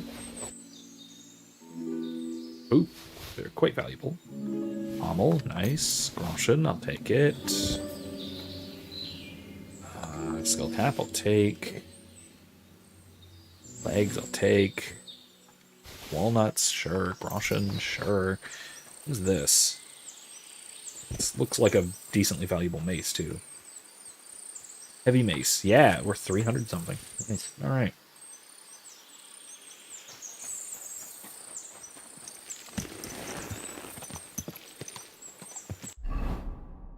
Okay.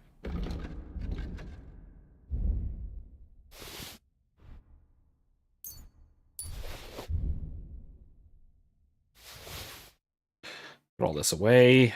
Put them in my saddlebags. That should do us.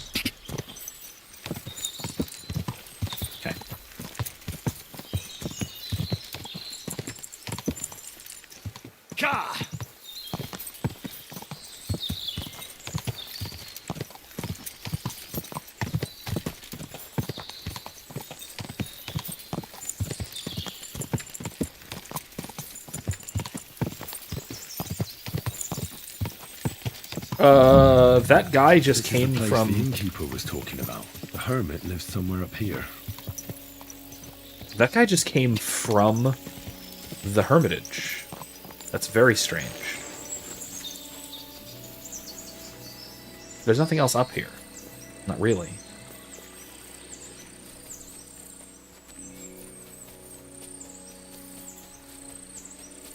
I mean, I guess it could just also be random pathing of NPCs, but maybe I shouldn't read into it, but... Either way, that's a little odd.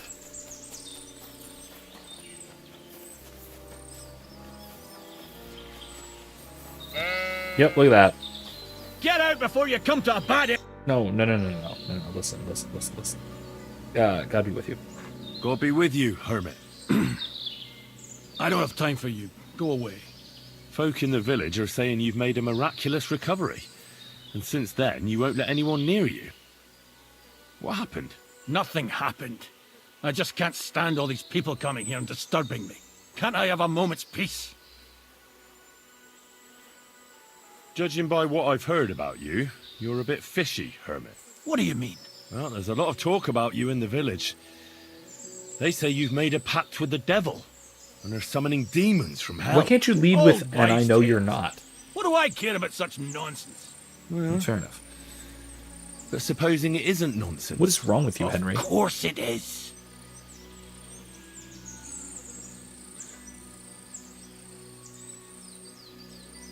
The apparition was seen by the conciliatory cross at night. Old wives' tales. I went to take a look, and it really is askew. But it wasn't magic that Hellspawn was wielding. It was a shovel. There was a hiding place beneath the cross. And the man digging there at night didn't have time to put the cross back in the right position. By all the saints! So someone was digging there. What has that to do with me?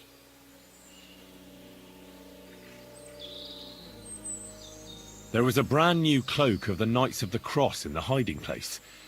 It's clear that the man doing the digging hid it there. Maybe to cover up who he really is. And what he's planning. I still don't know what you want from me. What have I got to do with some cloak?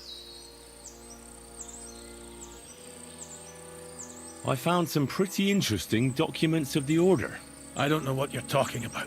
I reckon Ooh. you do, That was Ambrose. really suspicious.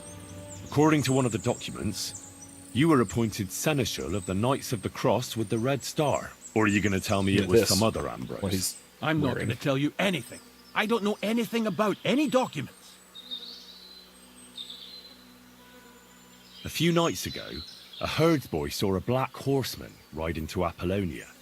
He thought it was an apparition, but I think a demon would have known the road to Apollonia and wouldn't have spun round and round at the crossroads like a top. Why are you telling me this? Because I found a black horse stabled in a pen here. In the woods below the rocks. A well-fed, healthy horse. Black as charcoal. The man who rode on it wasn't an apparition. Or the devil. Why are you telling me all this? For God's sake! Stop this nonsense right now. The man who took things from the hiding place can't have been some chance thief. Because he left a purse full of coin there. So keep the groschen, lad, and stop pestering me. It's nothing to do with me. Well, that's a tell. That's enough. I think there are enough fishy things going on around you for me to tell the bailiff. But you're in luck. All I'm after is that broken sword. So, come clean. You're wide of the mark. But in the end, maybe you could help me. What do you want help with, Ambrose? I'm not Ambrose. He died some time ago. I am Conrad, Knight of the Cross with the Red Star. Ambrose is dead, you say? How did it happen? He was an old man. Unfortunately, he was already at death's door when I found him. And you had nothing to do with his death? Of course not. Ambrose was my friend. I'd known him for 20 years. He was a good member of the Order, and an outstanding teacher. What are you doing in the hermit's hut then? In Prague, I got into a serious dispute. Ambrose was the only person who could help me. That's why I came to see him. I'm guessing that the diabolical horseman scaring people round these parts was you. That was not my intention, believe me. Ambrose was a member of your order. More than a member. He was the Seneschal, second in rank only to the Grand Master. He served the order for many years before getting into a dispute with the Prague chapter and the Inquisition. Then he had to disappear. I was the only one to know where to look for him. But I came too late. All he managed to tell me was his last wish. You scared the life out of Gerda from Troskowitz that night. What were you doing there? Ambrose had a hiding place beneath the cross where he kept things from his past. I found some documents there from the Knights of the Cross. But Ambrose clearly wasn't interested in them. So what did he send you to get? He sensed that death was coming for him. He wanted me to help settle his affairs. And he also longed to hold his old sword in his hands one last time. I went to his hiding place that very night. But by the time I got back, Ambrose was dead. I put the blade on his grave, in place of a cross. So the sword is on Ambrose's grave. Will you tell me where I can find it? You want to disturb his rest? I just want the sword, that's all. It's no use to him now. All right. I'll tell you where his grave is, if you fulfill Ambrose's last wish instead of me. I can't do it.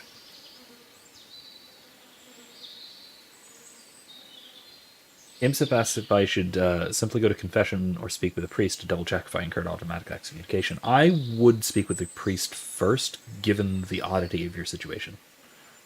And given the length of your irregularity, let's say. I would at least ask a priest about the situation. All right. What am I supposed to do? And to be fair, if Listen you talk to a priest carefully. about it, then I'm sure he There's will an old offer widow confession called if it's Margaret appropriate. living in the village. Take this cross to her and say to her exactly these words. Margaret, Ambrose forgives you, but his brother must get what is rightfully his. Margaret, Ambrose forgives you, but his brother must get what is rightfully his. That's right. I hope she'll know what this is about. Don't worry, she will. Give her the cross, and I'll tell you where you can find the sword. Benedictio Domini sit tecum. That is the most awkward Latin pronunciation I've maybe ever heard. Alright, which village? Troskowitz? Where did you come from, Pebbles? Oh, jeez. Okay, let's go to Troskowitz. Alright.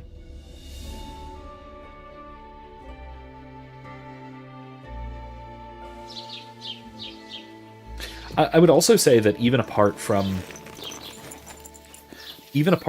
any canonical penalty or anything like that, it would help to talk with a priest for essentially for spiritual direction, right? To sort through what precisely you need to confess, because it's not quite so simple. There. It looks better already. God be with you. Keep the peace, and we'll stay friends. Greetings.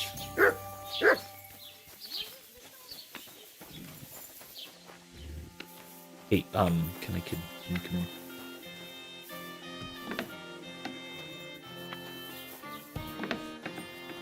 Hey. Jesus Christ be praised. Is there ever a time limit on confession? Only if the priest has limited time? Not formally, certainly. It should not take hours to list the type and number of mortal sins, because that's all you need to do in confession. That said, if you expect it to be a long one, again, it's something you might want to arrange beforehand, so you're not, holding up the line, so to speak. This might seem strange, but I'm supposed to give you this. A cross?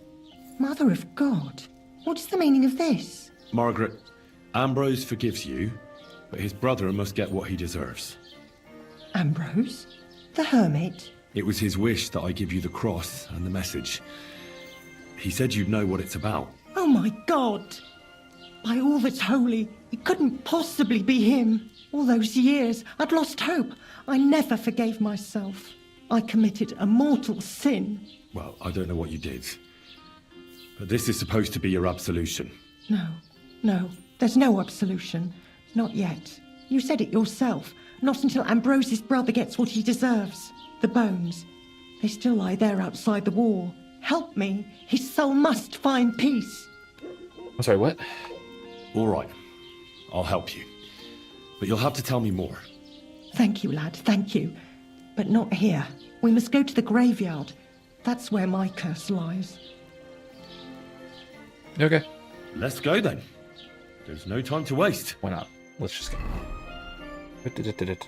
Here it is. What does the graveyard have to do with absolution? Hold on. Not so fast. I'll tell you everything. First, tell me, are you afraid of the dead?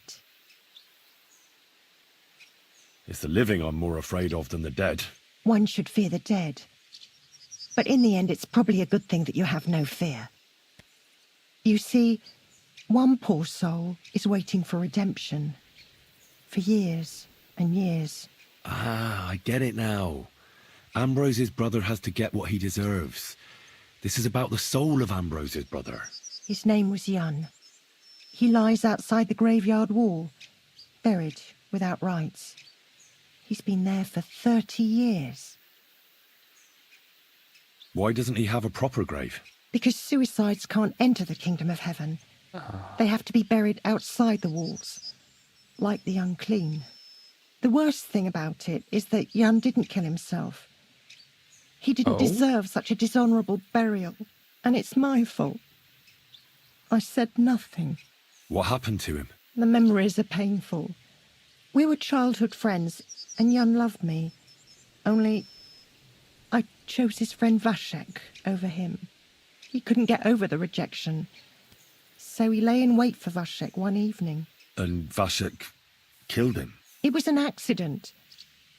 They quarrelled. Yun drew his sword first, and Vashek had to defend himself. Apparently, they got close to the cliff edge while they were fighting, and Yun fell. When they found his body at the bottom of the cliff, people thought he'd killed himself. The only one who didn't believe it was Yun's brother.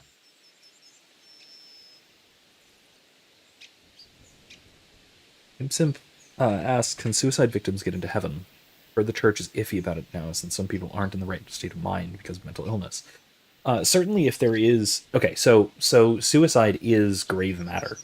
It is a grave sin. And so, with full culpability, it's a mortal sin. But, between, on the one hand, mental illness, like, simply and straightforwardly, but also, in addition, serious ignorance of ethical principles, so long as that ignorance is non-culpable, could exculpate one from the guilt of suicide. So, and I've talked about this before, right? I've talked about suicide in the past, both in live streams, in separate videos, in class, because it's a tragic but interesting ethical topic, because it is something that one cannot rationally choose. It cannot be. It is a performative contradiction to choose as the end of one's action the cessation of one's life. Particularly if by that one is to choose the cessation of being. One aims towards the cessation of being entirely. It indicates a profound misunderstanding of the nature of one's life and the nature of the world. In other words, if you are to act towards the cessation of being, acting towards non-being, you are pursuing something which is simply, straightforwardly, by its very nature, a privation, a lack of good, evil, essentially. Evil cannot be pursued for its own sake, but there is nothing else for which to pursue suicide unless one is under some tremendous delusion, whether that is due to mental illness or due to a grave misunderstanding of the situation at hand. And so a fairly strong argument can be made that no one can be culpable for suicide simply because it cannot be chosen in one's right mind with full knowledge and consent. Now, that might be too strong of a point, and maybe one can be culpable for suicide. I think that I lean towards thinking that it is at least possible to be culpable for suicide. But I think that in most cases, people are probably not. Again, either due to severe mental illness or simply due to ignorance of the nature of the things involved or the nature of the circumstances. But it would have to be due to some kind of, it would have to be, the diminishment of the culpability of suicide would have to be because of either a defect in will, that is to say, mental illness, or a serious defect in knowledge, that is to say, ignorance, right, and involuntary ignorance as well. Right, so I do think that that culpability for suicide can in fact be mitigated, and in most cases it probably is mitigated to the point where it probably does not reach the threshold of mortal sin, at least in a lot of cases, because it may be completely non-culpable, because it may be involuntary, either again due to a defect of will or a defect of intellect, one or the other, or both, perhaps. Like, for example, why I say both is that a serious mental illness can lead to delusions, right, of the intellect, such that suicide seems like a good option, not because of the traumatic suffering, but because one is acting towards some other end and thinks that suicide is an appropriate means to achieve it, or something like that, right? If you think that, like, take the Heaven's Gate cultists, for example. If you're mentally ill enough to think that suicide is going to get you to the heaven, which is located in the tail of a comet, and that ignorance is not your fault, right? You haven't voluntarily talked yourself into this nonsense, right? If you're frankly crazy enough to believe it, then the suicide there is probably not your fault. Right? You were manipulated into doing so. So yeah, I think that the general assumption that suicide victims are perpetrators and are therefore necessarily in hell is a step too far. I don't think that that's actually necessarily the case. And also, by the way, a lot of this is coming straight from Aquinas, right? Aquinas was for his time, certainly for the 13th century, was relatively light on suicides, was relatively kind to suicides, and did consider the possibility of exculpation, far more so than was the official position of the church at the time. But of course, he is still harsher than most theologians are today. Most moral theologians are today. Imsum says, I've heard a debate on this. I hope you can answer. When Christ was baptized and the dove landed upon him, was the dove the Holy Spirit, or simply a dove to indicate the Holy Spirit was present? Good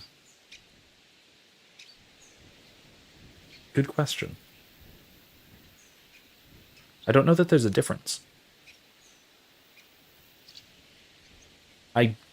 Well, okay, fine. Maybe there's a difference. Why I say maybe there's not a difference is because symbolically speaking, the dove is the Holy Spirit. Whether it's an actual dove or not, it is the Holy Spirit descending upon him. Now, if there was also a dove present, like a flap birdie, whatever, and not a government drone or the third person of the Trinity, then okay, cool. Then it was a sign placed there by God to indicate the Holy Spirit was descended, and therefore is a symbol of the Holy Spirit. Or the dove was not physically, literally a dove or present. It was a manifestation or a vision of the Holy Spirit. Either way, I don't think that it really I think that it's 6 of one, half dozen of the other. Like, whether there was a physical animal there. I lean towards no, that it was either the Holy Spirit or a symbol thereof, and it was not just a flap flap birdie birdie. But maybe it was, and it was used by God as a symbolic message, perhaps. Synth asks, so for point of clarification, he asks, so is suicide sinful on a case-by-case basis? No. Suicide is sinful. It is gravely sinful. Culpability can vary on a case-by-case basis. Conveniently enough, I have a video coming out probably tomorrow. I have it all edited and everything. I just got to find a good time to publish it. On culpability and degrees of culpability and different things that can mitigate culpability that is moral responsibility. So there you go. It's not directly relevant to this question. Like, I don't use suicide as an example, obviously, because that's not going to do well on YouTube. But it does discuss the matter of what sorts of things can limit one's moral responsibility. So that is coming. That is a video that is coming, like I said, probably tomorrow. I gotta make a thumbnail for it. Gotta find a good time to publish it. That's all. Probably tomorrow night. Probably tomorrow around stream time, roughly. Did you see it? Were you there? No, but I believed my Vashek. He would never have lied to me. It pained him till the day he died, and he lived in fear of Jan's brother creeping up behind him one day and taking his revenge. In the end, that fear ate him up from inside.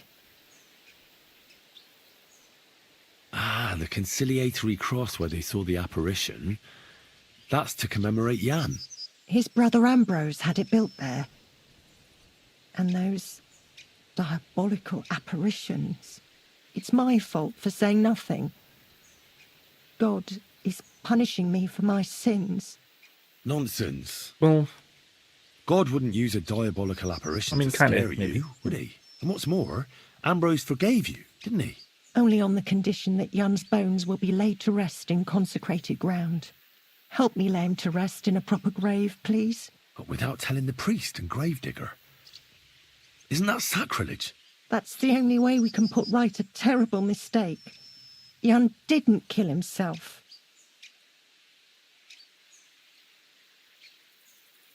What, can't we bring this up to a priest? Like, shouldn't we?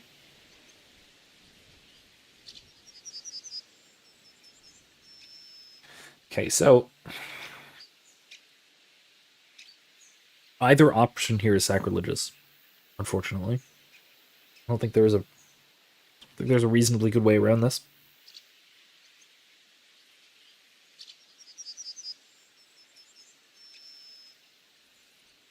To inter the body without proper funerary rites is no better than leaving the body outside of hallowed ground. At the same time, to leave the body outside of hallowed ground is... I mean, it will not prohibit him from entering heaven, certainly. But it's also sacrilegious because it's disrespectful to a body, the body of a good Christian. There is no good option here. No, that's not true. The good option is tell the priest. That's the good option. That's not an option here. Yeah, we're not just unilaterally doing this, though. No, wildly inappropriate. I can't do this. It's a crime. And a sin. Would you rather have it on your conscience that Jan's soul will burn in hell? That neither Vashek nor I will find peace? Please think it over. Can we tell the priest? Hey, Ignatius. Greetings, sir. Help me out here. I'm Henry. And you must be the local gravedigger, right? Ignatius, master of the sod, at your service. Looking for a final resting place, are you? Or do you need to bury a dead goat? I'm more interested in the grave digging profession as a whole. Once you try it, you'll never want to do nothing else till the day you die. Really? Would Jan go to hell, though, if he was murdered? Not because he was murdered, certainly. And he wasn't murdered, right? So the specifics of the situation was it was an accidental death that resulted from an assault, right? So Jan attacks Veshik, and he goes to fight him, right? He's not trying to kill him. I don't think he's trying to kill him. Maybe he was, but let's assume he wasn't trying to kill him. Then in their fight, in their tussle, Jan falls off a cliff and dies. Right? So I would not say that Veshik murdered him. Veshik is causally responsible for Jan's death, but is not morally responsible. It's not culpable for it. It's not imputed to either of them. It was an accident. Now it was an accident. Not strictly speaking, it wasn't an accident. It was reckless. They were fighting each other, first of all, unnecessarily. Second of all, near a cliff. So that was they have some distant degree of culpability, but it's minor, right? They have some shared measure of culpability for doing something that's unnecessarily dangerous. And so he died as a result. And so, yeah, it was essentially a negligent homicide, maybe something like that. Is manslaughter a sin? Yes, if it's... So it's still killing, right? So killing an innocent person is a sin, regardless of the circumstances. The difference between manslaughter and murder is mitigated culpability. Right? You are less culpable for killing somebody. And this actually relates directly to the video I'm going to be releasing tomorrow, because there are different degrees of fault that one can have, reaching from complete. Right, if you do something, so the terms, okay, the degrees go intentionally, knowingly, in order of from most culpable to least. Intentionally, knowingly, recklessly, negligently, accidentally. Okay, so at the top, intentionally and knowingly, you're fully culpable. Accidentally, you're not at all, because it wasn't an action, it was completely out of ignorance. You did not know what was going on. Intentionally, it was what you were trying to do. Knowingly, you knew that it would happen given what you were doing. So it was a direct result of your actions, and you knew that it was going to be a direct result of your actions. Now, the wiggle room comes in with recklessly and negligently. Right? If you act recklessly, it means that you know there was a risk, but did it anyway. So these two who were fighting each other, first of all, unnecessarily, second of all, near a cliff, they knew that there was a risk that they would kill each other unnecessarily. They also knew there was a risk that someone would fall off the cliff and die. They were aware of the risks, they acted anyway, and so they bear some responsibility for the result, but not full responsibility because they didn't know that it would happen as a result of their actions. See?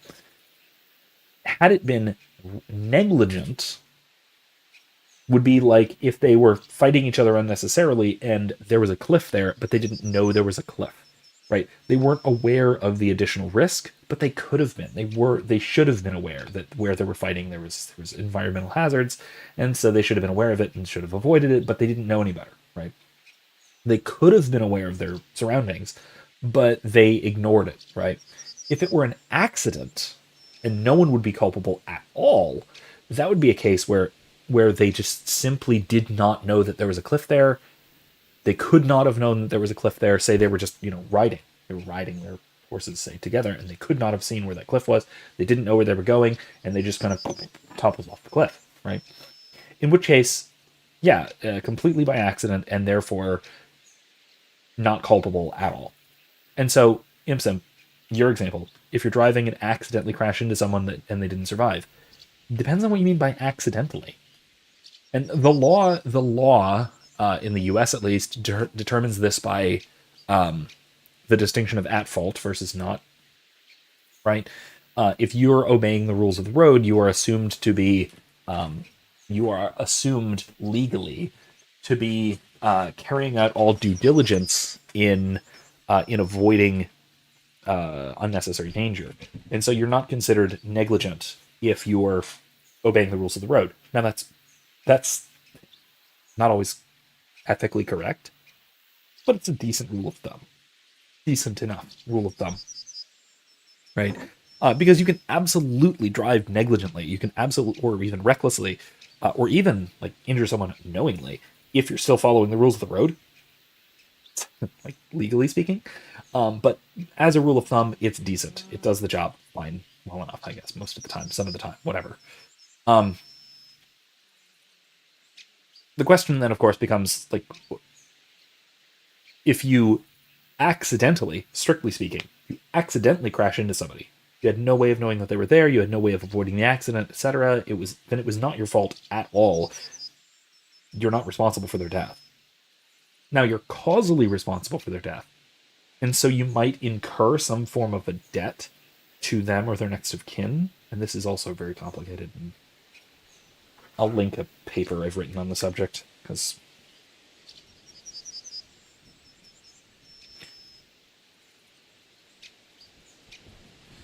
if I can find it. I think I have it on my blog. I should start a Substack. That's what I should do.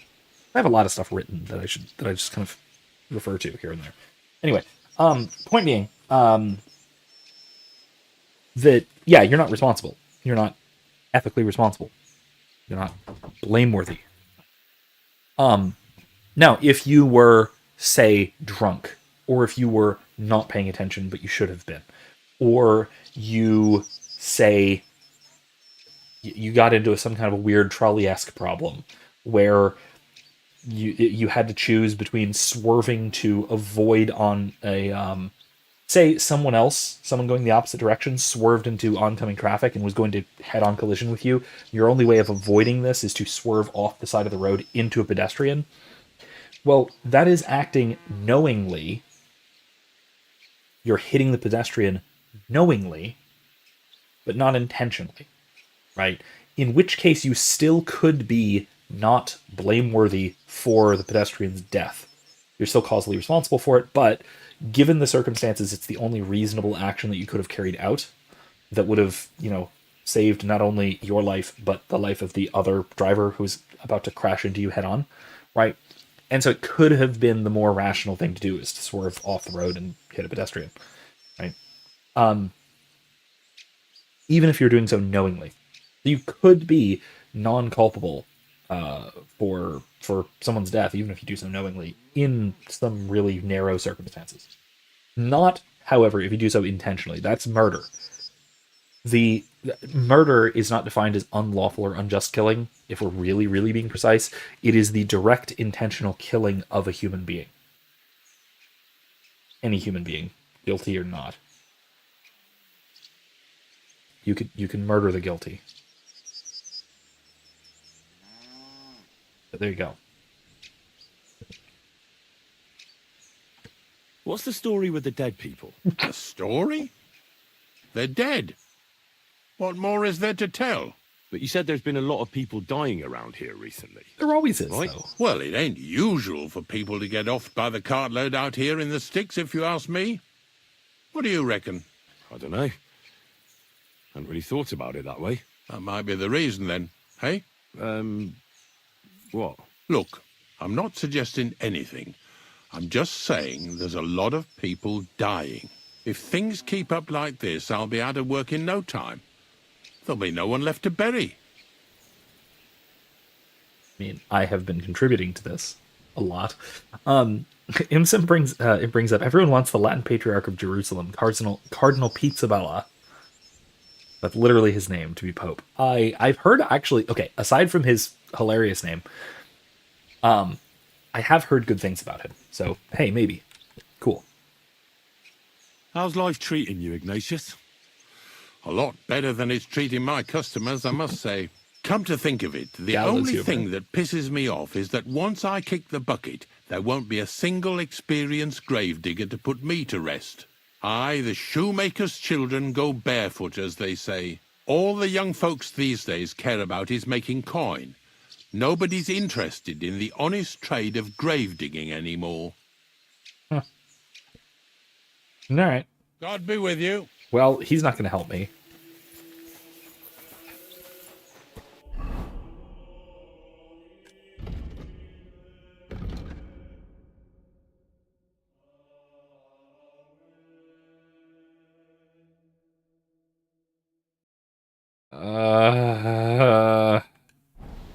Fine. Where'd she go?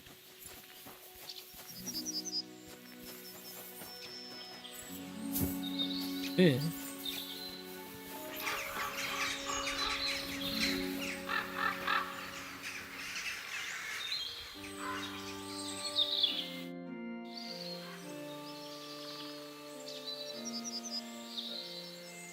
No, I'm not reading that into. No, let's not do that. You were right. Let's just do this. Poor Jan deserves a proper grave. And he does, You've but changed your mind then? yeah, All right. fine. We'll give him a proper burial. Jan's soul has the right to eternal rest. Thank you. The Lord will pay you back 100-fold. There's Burying the rose dead bush is a outside the corporal work graveyard of mercy. wall. So You'll find his bones beneath it. Please bury him beside my Vashek. Here, beneath the pine tree. In that way they'll be reconciled at least in death.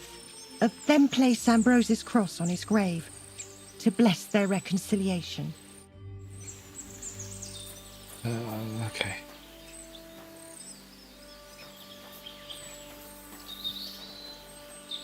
I don't want to rob the grave. I apologize. Okay.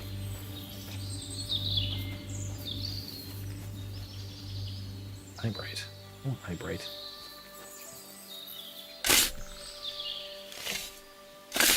Is this what she wants me to do? Am I doing something wrong here? The angel of the Lord declared unto Okay, Mary, dig your grave. and she conceived of the Holy Spirit.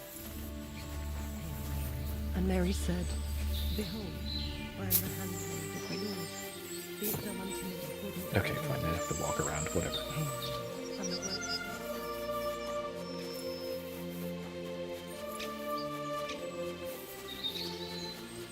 Okay.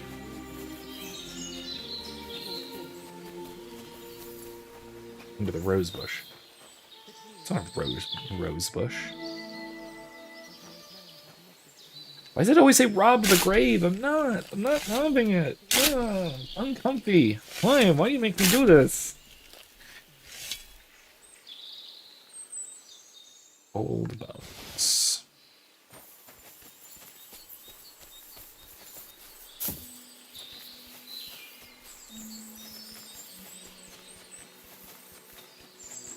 Yep, bring out your dad. Ding.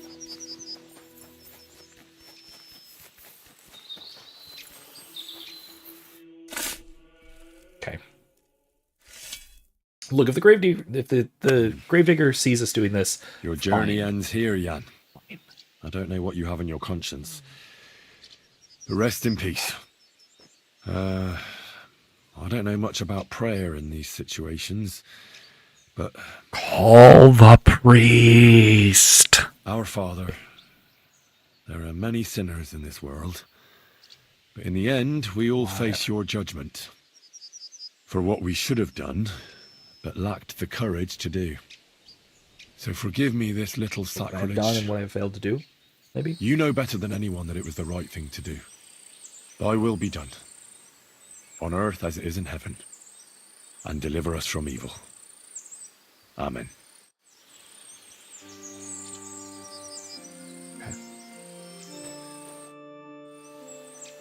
Ambrose's brother Jan got what he I am deserved, covered in mud. just as the hermit wanted. Grave dirt. I saw that. May his soul find peace at last. And yours too, Margaret. 30 years. I thought about it every day. It's all right now. You did the right thing. Everything else is beyond the law of man. I'd like to reward you somehow. I expect you wouldn't want anyone to hear about all this, right? Well, if you... Will you keep it to yourself? I don't want anything. And I won't tell anyone. Thank you. My nephew is a tailor and he knows a thing or two about alchemy. If you ever need anything from him, I'll put in a Oh, word it's the for you. tailor across the God street be from with your house, you, right? Henry. Right. Take Yeah, care of course. now. Yeah, there's a real serious chance that this is just an artifact of the devs not being Catholic and not understanding good theology. That's entirely possible. Wait, am I tired? What was that perk?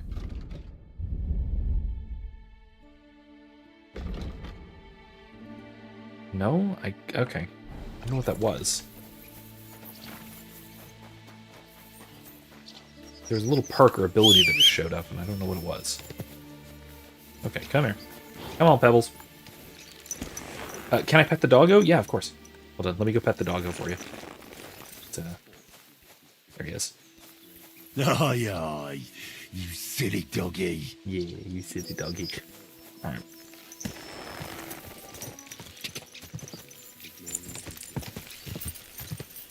Okay.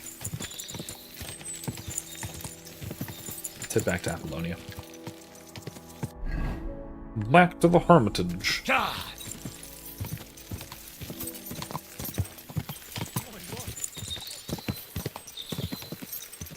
What's up? Hold on.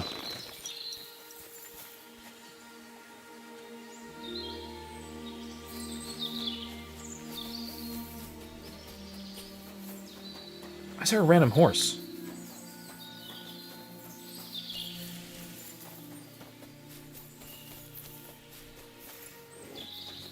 Oh. A random beggar and a random horse. I feel like these two could solve each other's problems. A horse with no rider, a beggar with no money to his name. I don't know. Anyway. I'm not saying he should steal the horse, but, like, if he did. Anyway, wait. Took a wrong turn. Here we go.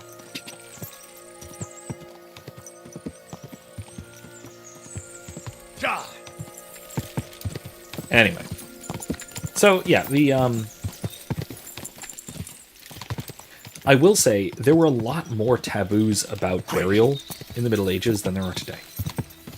That's, and it may in fact be that it was a common, sort of folk belief. Quick! What? Is that the same lady? Stop! You fucker! Help! Okay. Somebody! I'll rip your arse open. No.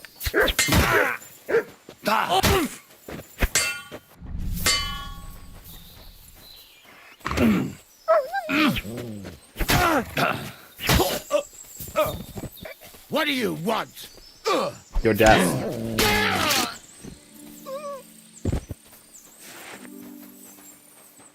Is this the same lady? It is, isn't it? This is the same Sweet lady. Virgin Mary! I thought I was a goner. A little longer and I'd... No.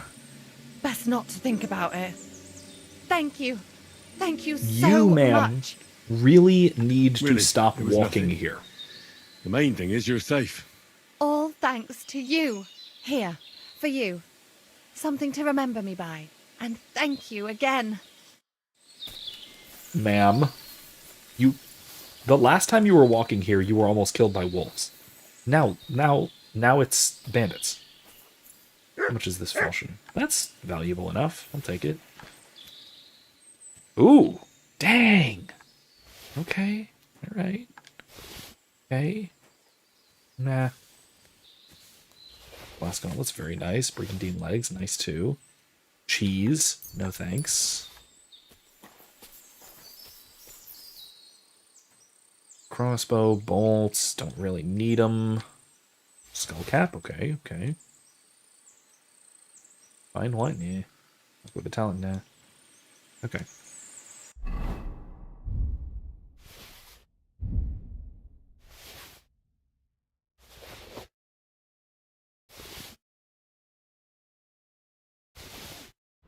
Need this, need to go. There we go. Okay. Do I like JD Vance? Mostly. Yeah, mostly. He's got some issues, like a lot of MAGA people do. Most of them have to do with his economic policy stuff. He's way Well, like Donald Trump, he's way too much of a protectionist and a little bit of a... What was that?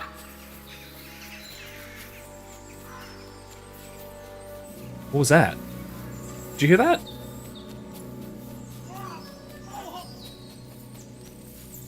Yeah, what was that? Hey, fella! Listen, we need help. Who are you? And who do you serve? We are Knights of the Cross with the Red Star. Good brothers in Christ. I'll explain everything, but there's no time now. What Okay. happened? If you're going to see the hermit, be warned. The man in the hut is just pretending to be the hermit. His name is Conrad, and he's a fraud and a murderer. The Inquisition paid him to murder our Grandmaster Zdeněk in Prague. Fortunately, God did not let him carry out the crime. But 2 of our brothers were killed by Conrad when they tried to detain him.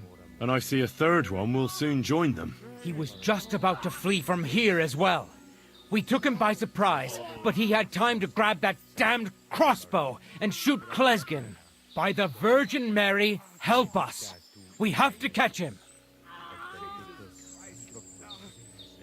Did Conrad really want to flee? Yes. We stopped him at the last moment. He almost got away, but we surrounded him.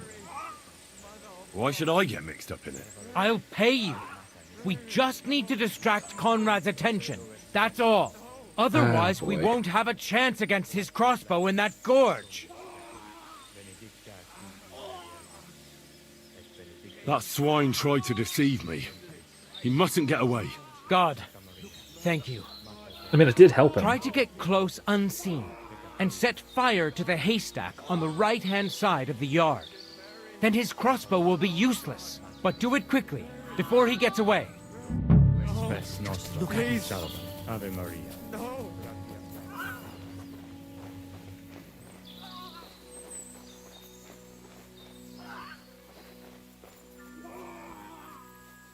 Hey, stop right there. Halt, or I'll shoot. Wait, Conrad! It's me, Henry! Don't move a muscle, I mean it. I don't know what's going on here. I just want to talk with you in peace. I understand, but there's no time for talk now.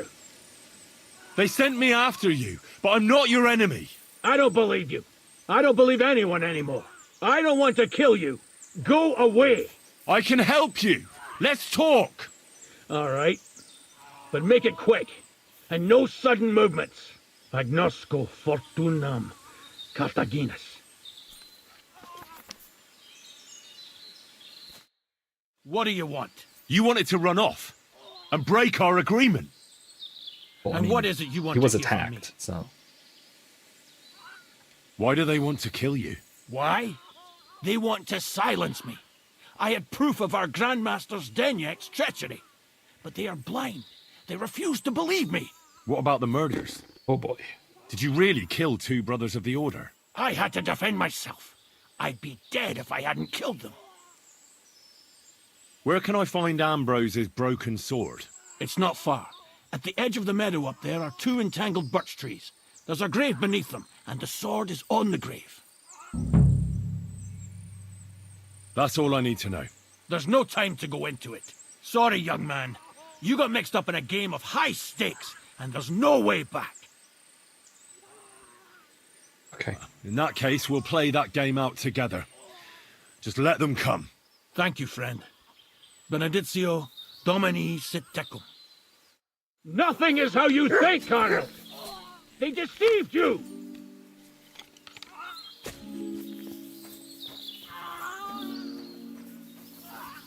Now you're gonna get it. Oh, you're mine! I'm sorry, brother. Somebody kill that fucking mutt! I'm gonna shoot you! Sorry. Useless! I'm going to stick you like a pig! Hey! Don't hit my dog. That's what you get for hitting my dog. Sorry. Yeah, that's unfortunate. Damn it! What was that all about?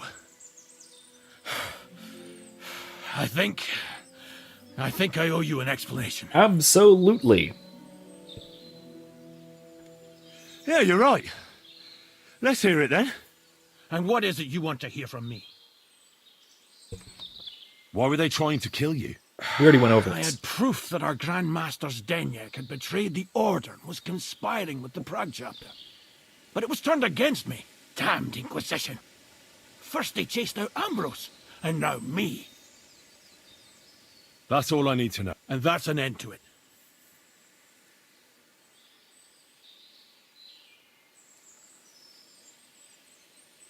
No. Thank you, but no. On the run, you'll need the money more than me. I will take the shields, though. And the swords and the everything. Well, this is a political nightmare. Common longsword. Oh, I don't need that, actually. Piercing bolt. Ooh. I'll take it. Oh, yeah. Oh, yeah. The bassinet. Crusaders. Italian hauberk. Yeah, only like rank 2. Long propult. Nice, but... MLR gauntlet's nice. Okay, brigandine legs I'll take. Cross. Breviary. Door keys. Rosary. Oak gall ink. Huh. I'll take a breviary, yeah.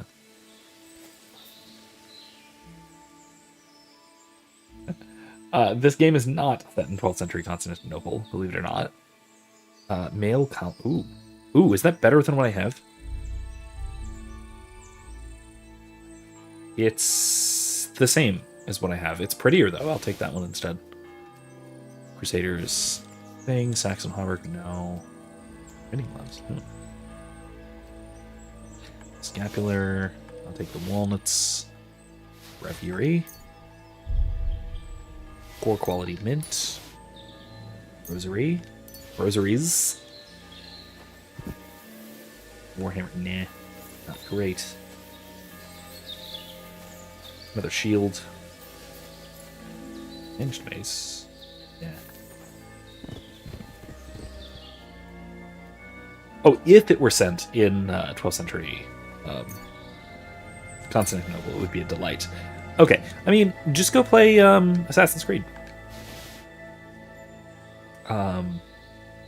I mean, to be fair, not 12th century, obviously, but...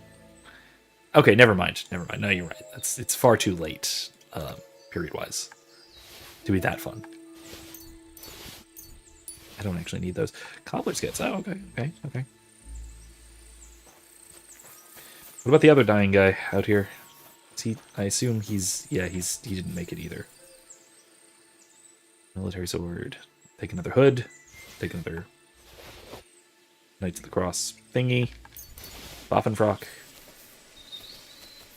Oh, the sheep is now wandering free. Alright, well. This whole situation was a horrible mess. Yeah, that was at... Actually, it was at just after the Ottomans took Constantinople. Like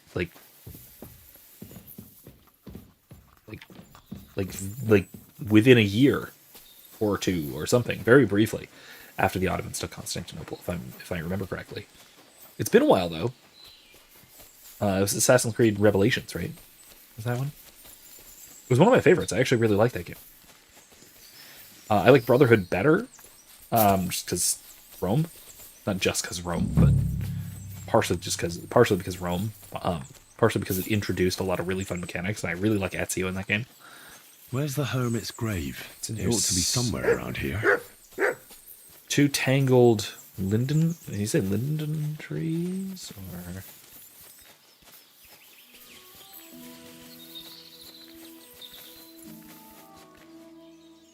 It's a doe.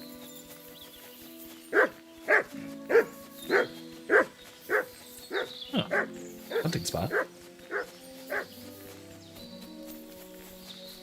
Birch trees, thank you. Now, if only I could spot birch trees by sight. I am far too Floridian for this. These are pines. More pines. Tangled birch trees. This is a big area, man.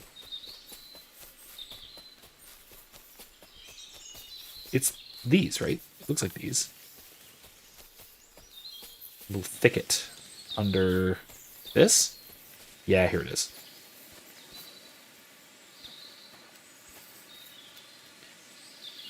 Now that's what I call steel. It may be broken, but there's hardly a trace of rust. I'm not going to rob the grave, though. That'd be wildly inappropriate. Okay, I got to reforge it. I got 20 minutes. I can do it.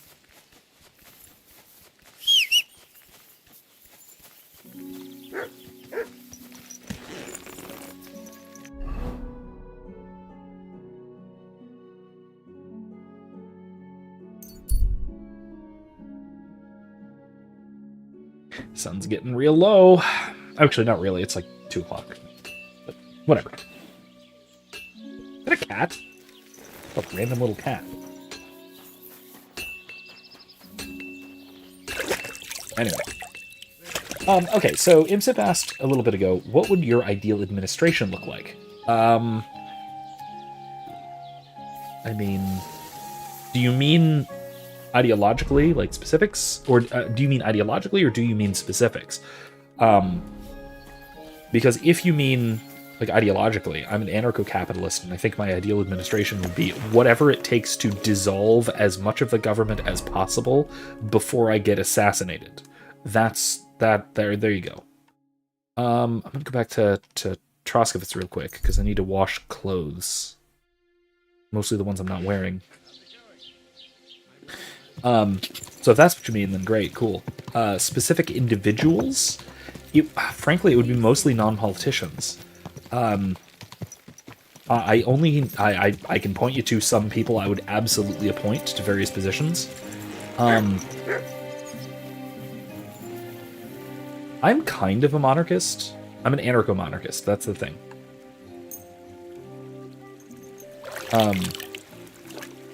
I think that, yeah, there should be a monarch of a sort, just that the monarch cannot justly, how to put it, cannot justly rule through force. Put it that way. Let's sell the deer hide over here while I'm over here. And I do not think that the constitutional structure of the U.S. government can be justly ruled in that sense. I would basically just need to not. I don't know. I can't say not exist exactly or be utterly replaced or whatever, but Word about the that it's necessarily statist, and that means that it's not gonna. I mean, it's not going to be just. Like intrinsically, it's unjust, right? Because it's statist in the sense that it is. It's necessarily domineering, which is it necessarily employs aggressive violence. Is this your first time riding a horse? Just like second or third. Sorry. Yeah, it's necessarily unjust.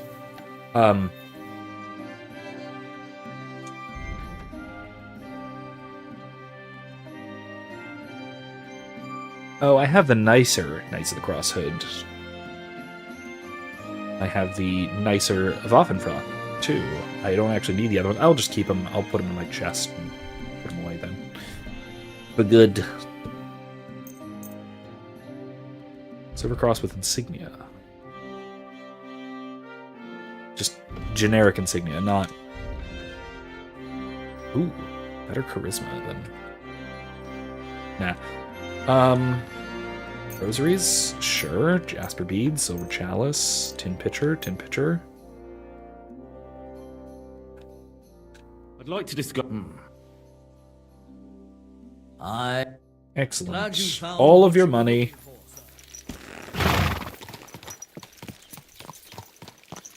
Back a little. As for specifics, if it's not just... If you want something more than just delete the government and as soon as possible, I can point you to some people who would be specific appointments that I would like to see. There's been half jokes flying around for a while of, for example, having Michael Malice be press secretary. I think that'd be like the funniest thing ever. Almost literally the funniest thing ever. Wait, hold on. Let me get some stuff off my horse.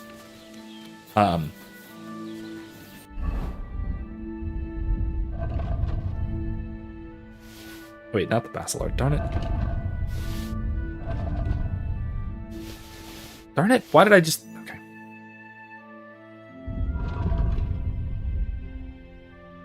Put that back on the horse. Okay. Where's the shields? I need to repair one or the other of those. This one I'll put on the horse. This one I will put away.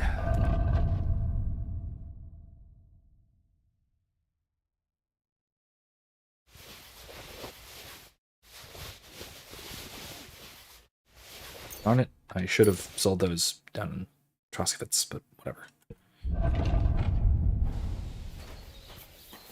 I'm this close to being over-encumbered. I'm not there yet.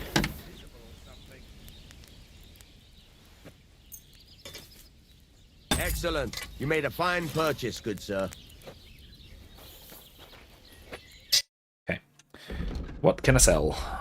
Falchion. Heavy. Wait. I hope you find what you're Let me looking sharpen for it. next time, good sir. Why not? It's free extra cash if I sharpen it. It's worth more.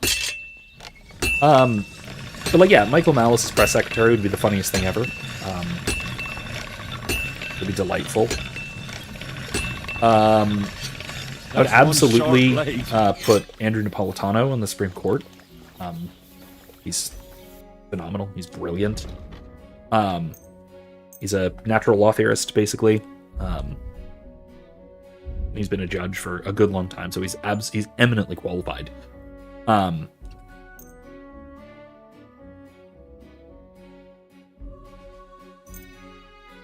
see, he has a bunch more, so that'll work. Yeah. I'd like to do something. Aye. There we go. I was Excellent. glad to be of help to you, good sir. Let me see, who else?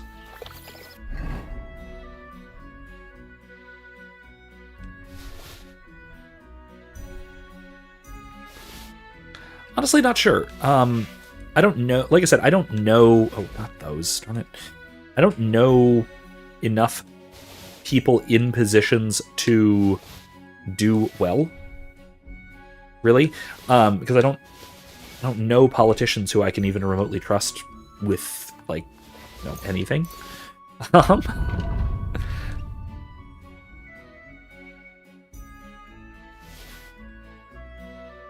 So yeah, I don't know. That's a good question. Oops. Take this one out. And I'll keep him on there just in case. Okay. Let's put those away in the chest.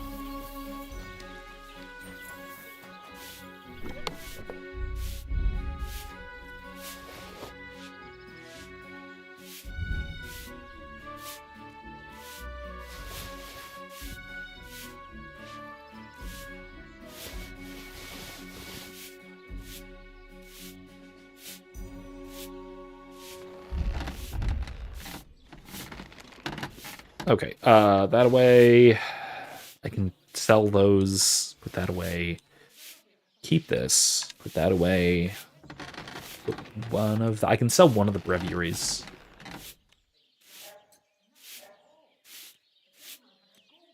Yeah, okay.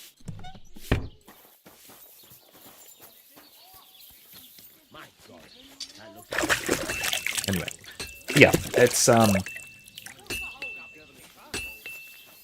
Yeah, if you want to be really, really specific, I'm an anarcho-monarchist. I hold that there should be something like a monarch. Already sharp. That is to say, someone to whom every member of society owes allegiance and obedience, but would abdicate that role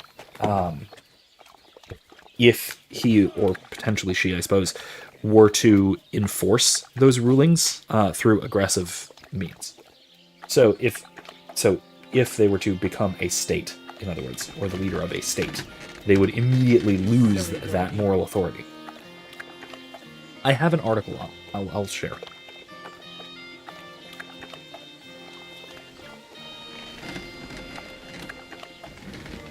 It's something that I'd like to... an article that I'd like to greatly expand into something of book length someday, perhaps.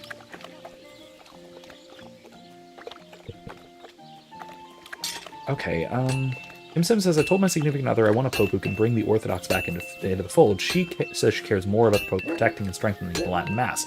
Both perfectly respectable goals, and I don't think that they're mutually exclusive.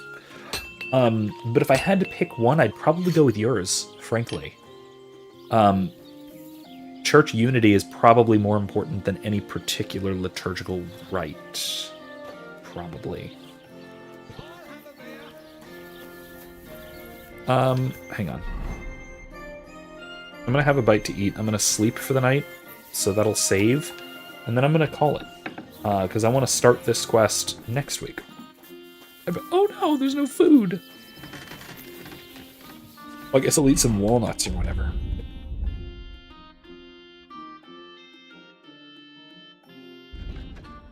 No, not honey. Yeah, I'll eat some walnuts. Nom nom nom. What time is it? Oh yeah, it's getting late. It's certainly getting late in real life too. So. Anyway, so I'll wander around for a little bit, maybe find some more honey. While I finish chatting about, or yapping about a thing or two, because I don't want to end early, not that early. But I'm almost done with the quest, so I'll wait.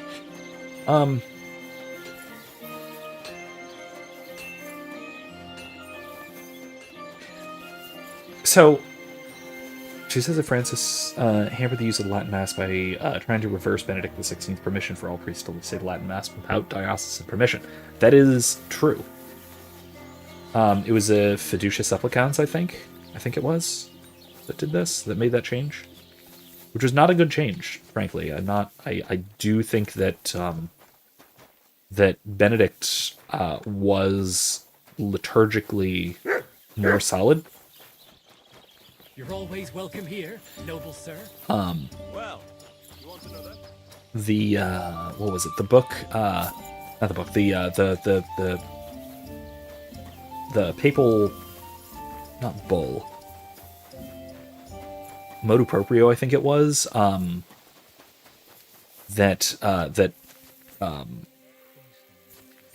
which Benedict XVI basically allowed for the Latin Mass to be celebrated by anyone at any time for any reason. Bad today. Do you want to join us by the fire? God bless you. Not really, though. Thanks. It's nice. I'm gonna start just shooting some targets while I do this. This, I think, gives me experience. Stop messing about with that weapon before you hurt someone. Shooting targets, buddy. Chill. But yeah, what Benedict did was essentially allowed for the Latin Mass under any circumstances by any priest who was trained to do it. Stop messing about with that weapon before you hurt someone. I'm shooting targets, bud. Chill. It's practice.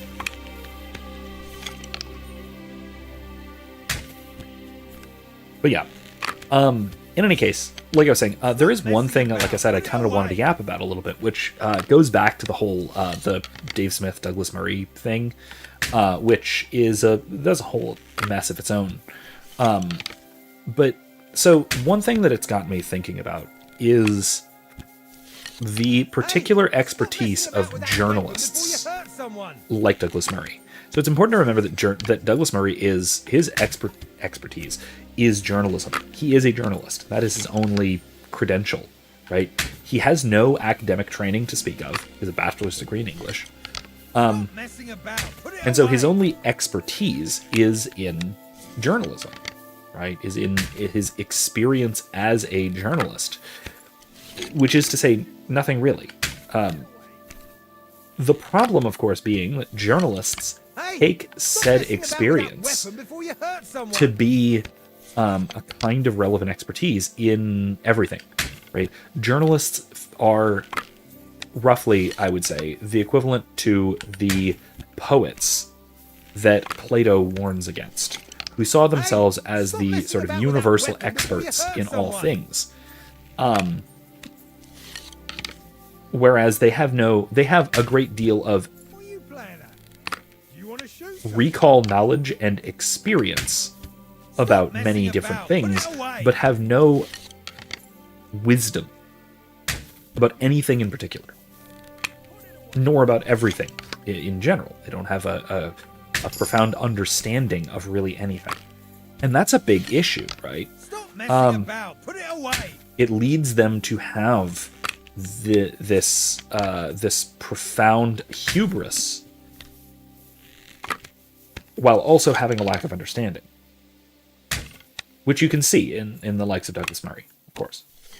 Hey, stop messing about Now with you that also weapon before you find hurt someone. people like this, like Douglas Murray, often criticizing conspiracy theorists, people like me, for getting a whole bunch of things right, but not having a, quote, right to know, not having epistemic justification for these various beliefs that we come to, even if they wind up being true, and having a kind of justification, but not having a sufficient justification to call it knowledge in advance, right? So if I say had the conspiracy-minded conclusion that, say, the COVID vaccines were not reliable, or not safe and effective, yada yada yada, or that the COVID lockdowns would not be effective and would only be counterproductive, they would claim that, yeah, we know that now in retrospect, but that is because of discoveries that we've come across since then, and that I had no right to be sure. I had no justification for that knowledge beforehand. Now, first of all, I did. I had solid arguments, and you can go back to some old streams for arguments to that effect. Now, I had to be really cagey with my terminology so I didn't get banned on YouTube. I got a couple of strikes for it during the time. But in any case, Stop messing about with that weapon before you hurt someone. Nice. The other point, though, is that I think you can make a serious case for a justification via epistemic reliability. So there's one epistemological theory that I've always been a little bit skeptical of, but has some serious arguments behind it, which is what's referred to as reliabilism. That you can have a sufficient justification for a belief if the source of that belief, the source justification of that belief, is reliable, is known to be reliable, even if you have no certain knowledge of why it's reliable. The token example of this from David Chalmers, I think it's David Chalmers, is the case of what are called chicken sexers. So this is a profession whereby a guy, typically is a guy, often autistic, will be able to very reliably, with near perfect accuracy, will be able to pick up a baby chick and determine if it's male or female, and will have no way of knowing how it is they know, because newborn chicks are externally indistinguishable. Sexually. They're not sexually dimorphic until they grow up substantially, right? So there is, they should have no way of knowing it, particularly at a pick it up, notice, and then sort it properly. At a quick glance like that, you'd need a more careful and perhaps even invasive investigation to be able to know. But they can always figure it out. They can figure it out with basically 100% perfect accuracy. how? Stop messing about. Put Well, it if they away. don't know how, the question then arises. If they don't know how they know, but they claim to know, do they have what's called a right to be sure? Can we say rationally that they know that this is a rooster and this is a hen Stop messing about. Put it away. without knowing how they know? But they are aware of their own reliability in this weird little talent that they have. And so is knowledge of their own reliability sufficient justification for calling it knowledge? Stop messing about. Put it away. I would say, yeah, I think it is.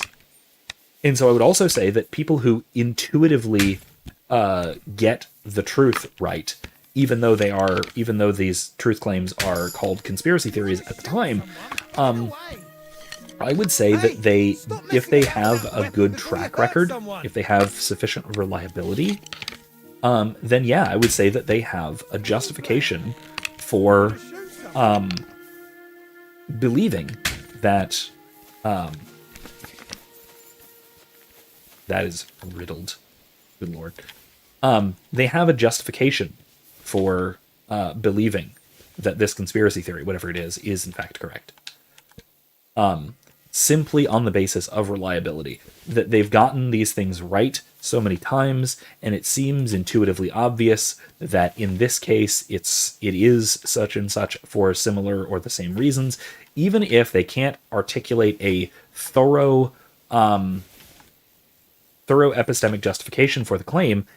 If they're reliable enough in getting these sorts of things right, I think you can justifiably say that yes, they do have what am I saying? We can justifiably say that yes, this is in fact knowledge.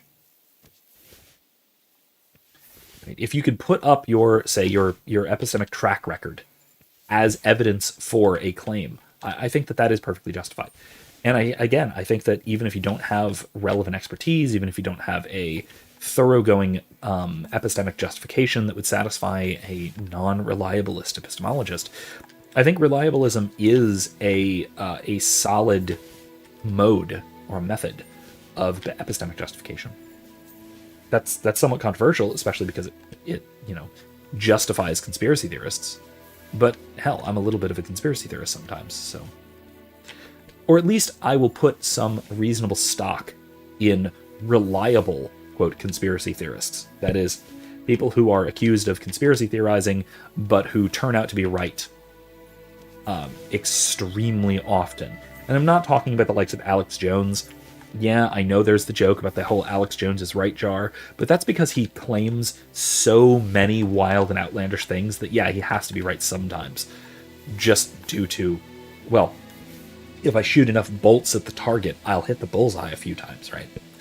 And no, I don't have a ton of precision here. I did decently well. I think I hit the bullseye. I think I hit the target every time, but I don't think I hit the bull. I obviously didn't hit the bullseye every time. But if, suppose, I were to hit the bullseye absolutely every time, but I don't actually know how I did that. I can't teach you how to shoot a crossbow. I can't, aim it well, but I hit the bullseye every time. Yeah, no, I would say I'm a good shot. That is roughly the equivalent. Anyway, all right. Impsim's last dumb question for the night, as I'm pulling these last bolts. If you were in public with your cross out like you are now, someone walked up to you, touched your cross, and then made the sign of the cross, how would you react? What if they said they simply wish to feel blessed? I would think it's a little odd, because it's an intrusion upon personal space, certainly. But I don't think that there's anything like.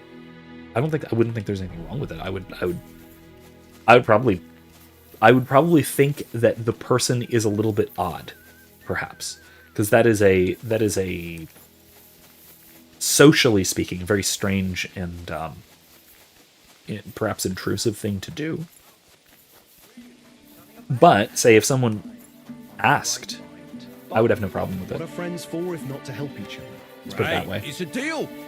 Go ahead and tell Francis. Again, setting aside any issue of say intrusion, intrusion into personal space or what have you.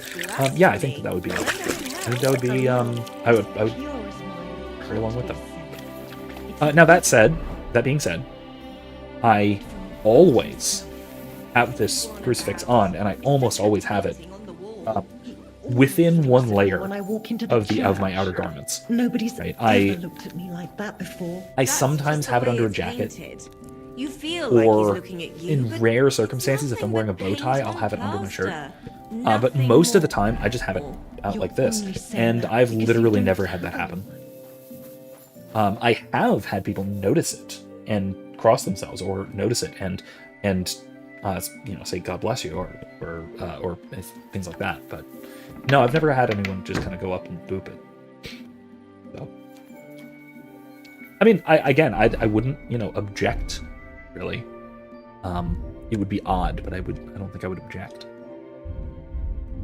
This is not permission for you people to find me and then just come up and boot my crucifix, though, by the way. It's weird, man. Should we wear a crucifix over a suit jacket when going to mass? Okay, so there's ways of doing this kind of appropriately, and I'll kind of end with this.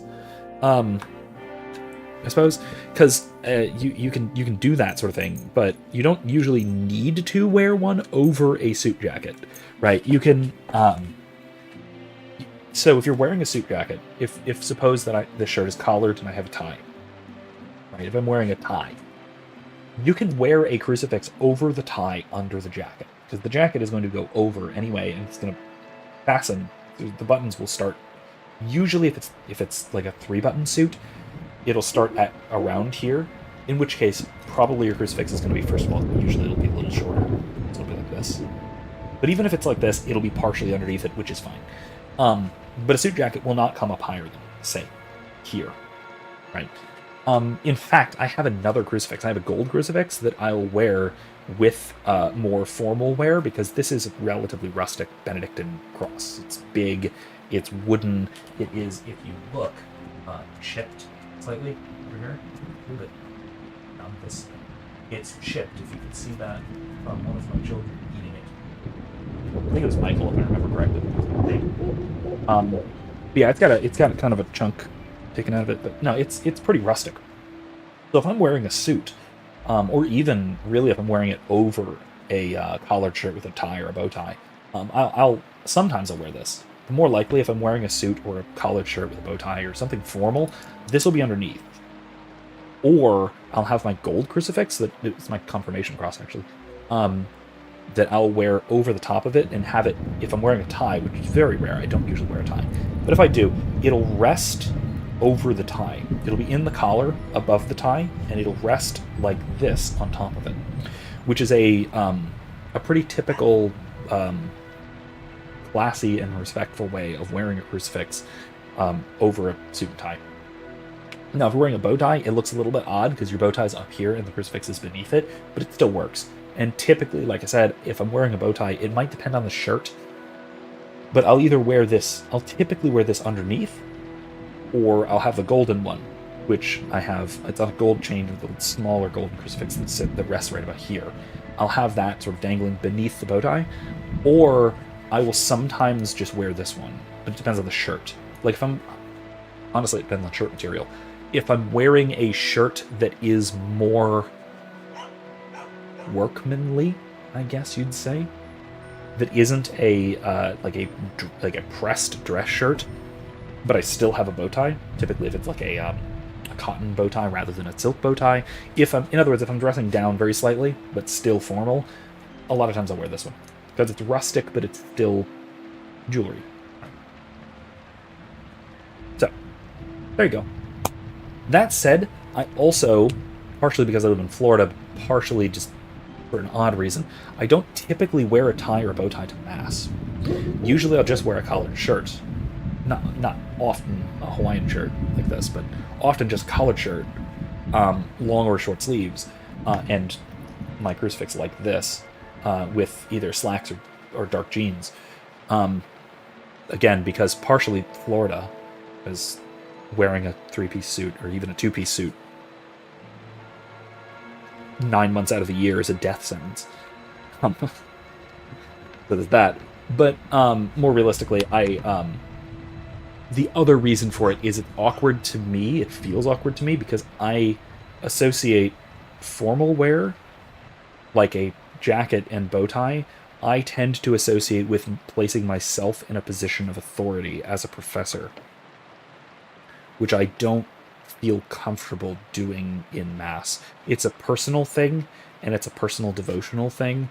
I'll still dress relatively nice. I will almost never wear shorts to Mass except for very weird circumstances, and even then, only because it's Florida. And I'll typically wear a nicer collared shirt kind of thing. I'm not going to be wearing t-shirts. I'm usually not going to be wearing a Hawaiian shirt, but even if I am, I'm going to be wearing, slacks or dark jeans. In any case, though, right, I'll typically dress nicely, but I have this impulse, which again is more of a spiritual practice for myself, to not dress like I do to teach, because when I'm teaching, I feel like I'm correctly, not unduly, placing myself in a position of authority. And so if I'm in the same dress, then I'm in that same mode, and that doesn't seem to me appropriate to be the right mode for celebrating Mass. Anyway, that's a weird little insight into my spiritual psychology. I don't expect anyone else to have the same weird little hang-ups, but if you do, cool. If not, then be normal. I did not realize that I had been standing here for long enough for the clock to advance 2 hours. Oh boy. All right. Anyway, let's sleep and save. And we'll call it a night there. So thank you so much for joining me. I had a wonderful evening. I hope you did as well. And next time, we're going to be forging the sword and heading to the wedding. So I'll see you then. Otherwise, I'll also see you Thursday. We're going to be coming back to hopefully finish up Jedi Outcast. We'll see how much time we have once it's done. We might start the next one, that is Jedi Academy. Otherwise, we'll just kind of do whatever it is. We'll do something to fill out the rest of the time, however long else that takes on Thursday. Also, like I said, keep an eye out probably tomorrow. I'm not sure if tomorrow morning or tomorrow evening, but at some point tomorrow for another video on moral culpability and degrees of culpability. So check that out. I'll see you on Thursday. Then I'll see you again on Tuesday. Have a wonderful rest of the Easter octave. Say a prayer for Pope Francis, as I'm sure he wants us to. And with that, good night, everybody. See you next time. Remember, don't be safe, be well, and more importantly, be good. Good night.